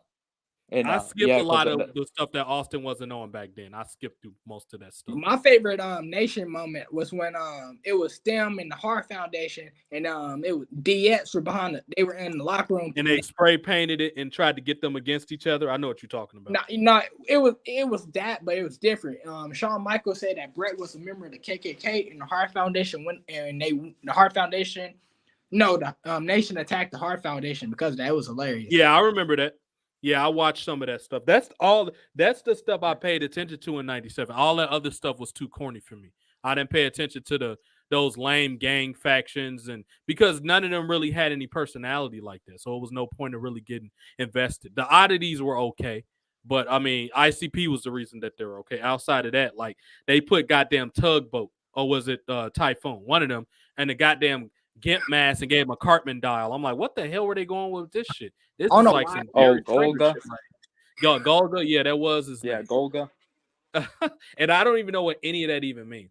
Boy, Zelina Vega really knows how to make herself look hot, even though she's not super hot. She knows how to make herself look hot because she looks good right here, or whatever. Matter of fact, speaking of which, let's wrap this up with an F, Marry, Kill. Earthquake, right? Thank you, Victor. That's what that was. I'm surprised. Honestly, I feel like that was just Vince. He was like, the NWO, they're popular. That means more people want factions.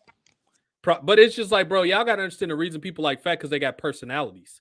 It can't just be, oh, let me put 3 to 5 people. Like, people got to care about them. You know what I mean? Like, it don't matter that it's about the numbers. It's about the people that's in the group. That's why the NWA was cool. All 3 of them were individually cool people. That's why they were cool. That's why a lot of factions that they try that don't nobody care about. You know what I mean? I'm surprised they haven't bought the nation back. I mean, it fits perfectly with today. I mean, just make it more BLM. Well, they tried to make it with the New Day, but they got scared after the Michael Brown shooting and they made them goofballs. But they were supposed to be serious at first. Xavier Woods came out with a white suit with the red shirt. Kofi, they had on black. They were supposed to be serious, but the Mike Brown shooting, WWE didn't want none of that. Allegedly, none of the kickback from it. I think it was other reasons. They just didn't want a good black faction there, but they tried to use that as an excuse to why they didn't do it. She's cute too, even though she's an enhancement. Amari Miller, she's cute. Let's do an F, Marry, Kill and a beer slap business. We haven't done one of these in a while. Let's do a beer slap business, the commentary edition. Let's do Michael Cole, Booker T, and Wade Barrett. Beer slap business. It don't matter who goes first. Want to go first, Omari? Wait, who is it between again? Commentary edition. Beer slap business. Michael Cole, Booker T, Wade Barrett. Beer slap business. I'm absolutely doing business with Booker T. He's sure. I just want a commentary team of him and JBL. That's all I need. Beer. And fire the rest, honestly. Okay, that'll work. What you got, OSJ? Beer slap business. Booker, Michael Cole, Wade Barrett. Oh, easily business with Booker T. That he knows his stuff, and I think having a business with Booker T. He's got his own little successful promotion, so I think we can make a good venture. As for beer, I guess Wade Barrett. He must know some good pubs in England, and of course, slap Michael Cole. Sure. I'm going with OSJ. Everything he said, I'm going with. Victor says, business Booker T, Beer Way Bear, slap Michael Cole. Everybody seems pretty universal on that. How about throw Michael Cole? That'll be better than the slap. I'm gonna throw his ass somewhere. Send him the impact. Let's go with F Mary Kill.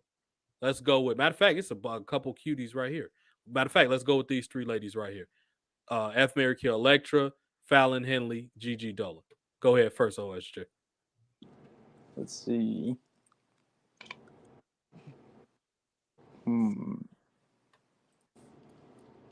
Probably F Electra Lopez, Mary Gigi Dolan, and I'd ignore Fallon Henley. She's okay. I don't know too much about her though. Sure. Omar, F Mary Kill. These three right here. That's kind of hard. F Mary Kill. I would F Gigi.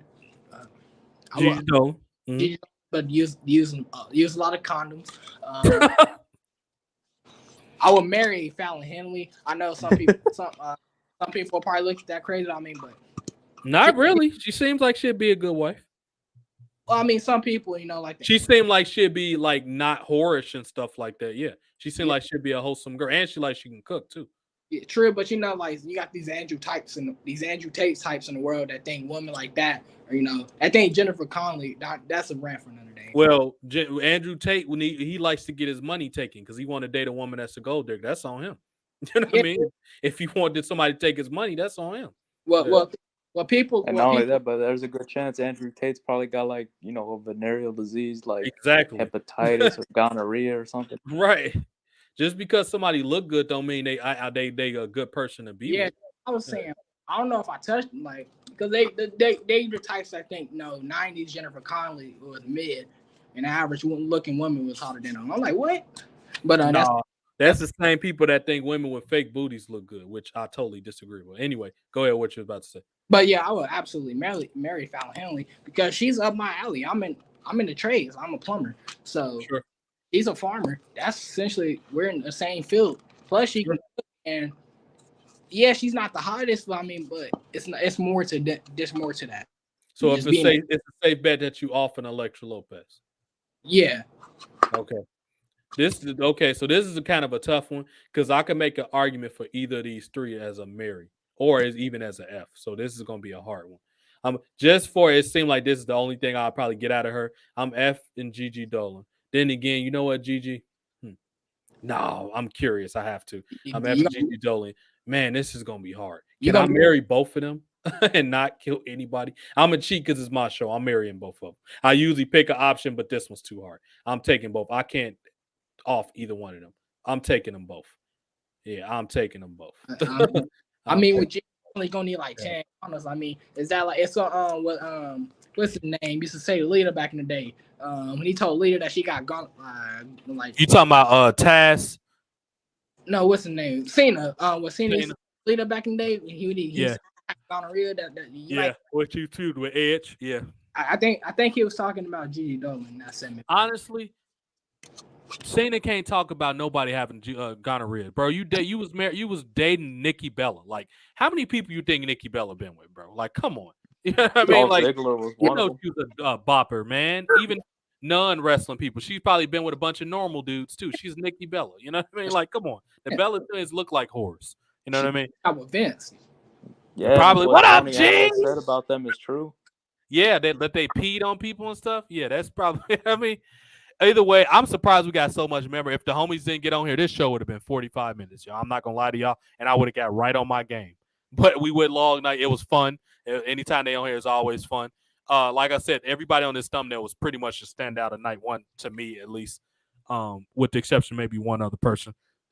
We're going to do night two. If it's terrible, it's going to be a short show. We gave y'all a longer with this one. But like I said, it was absolutely fun. Everybody have a good weekend, good night. I'll catch y'all on the game this weekend. We'll be back with part 2 on Monday. This crap don't end until May 8th. I cannot believe that. But y'all stay blessed, and God bless y'all families. I'll talk to y'all soon. Thank you, Omari, and thank you, OSJ. I'll talk to y'all soon.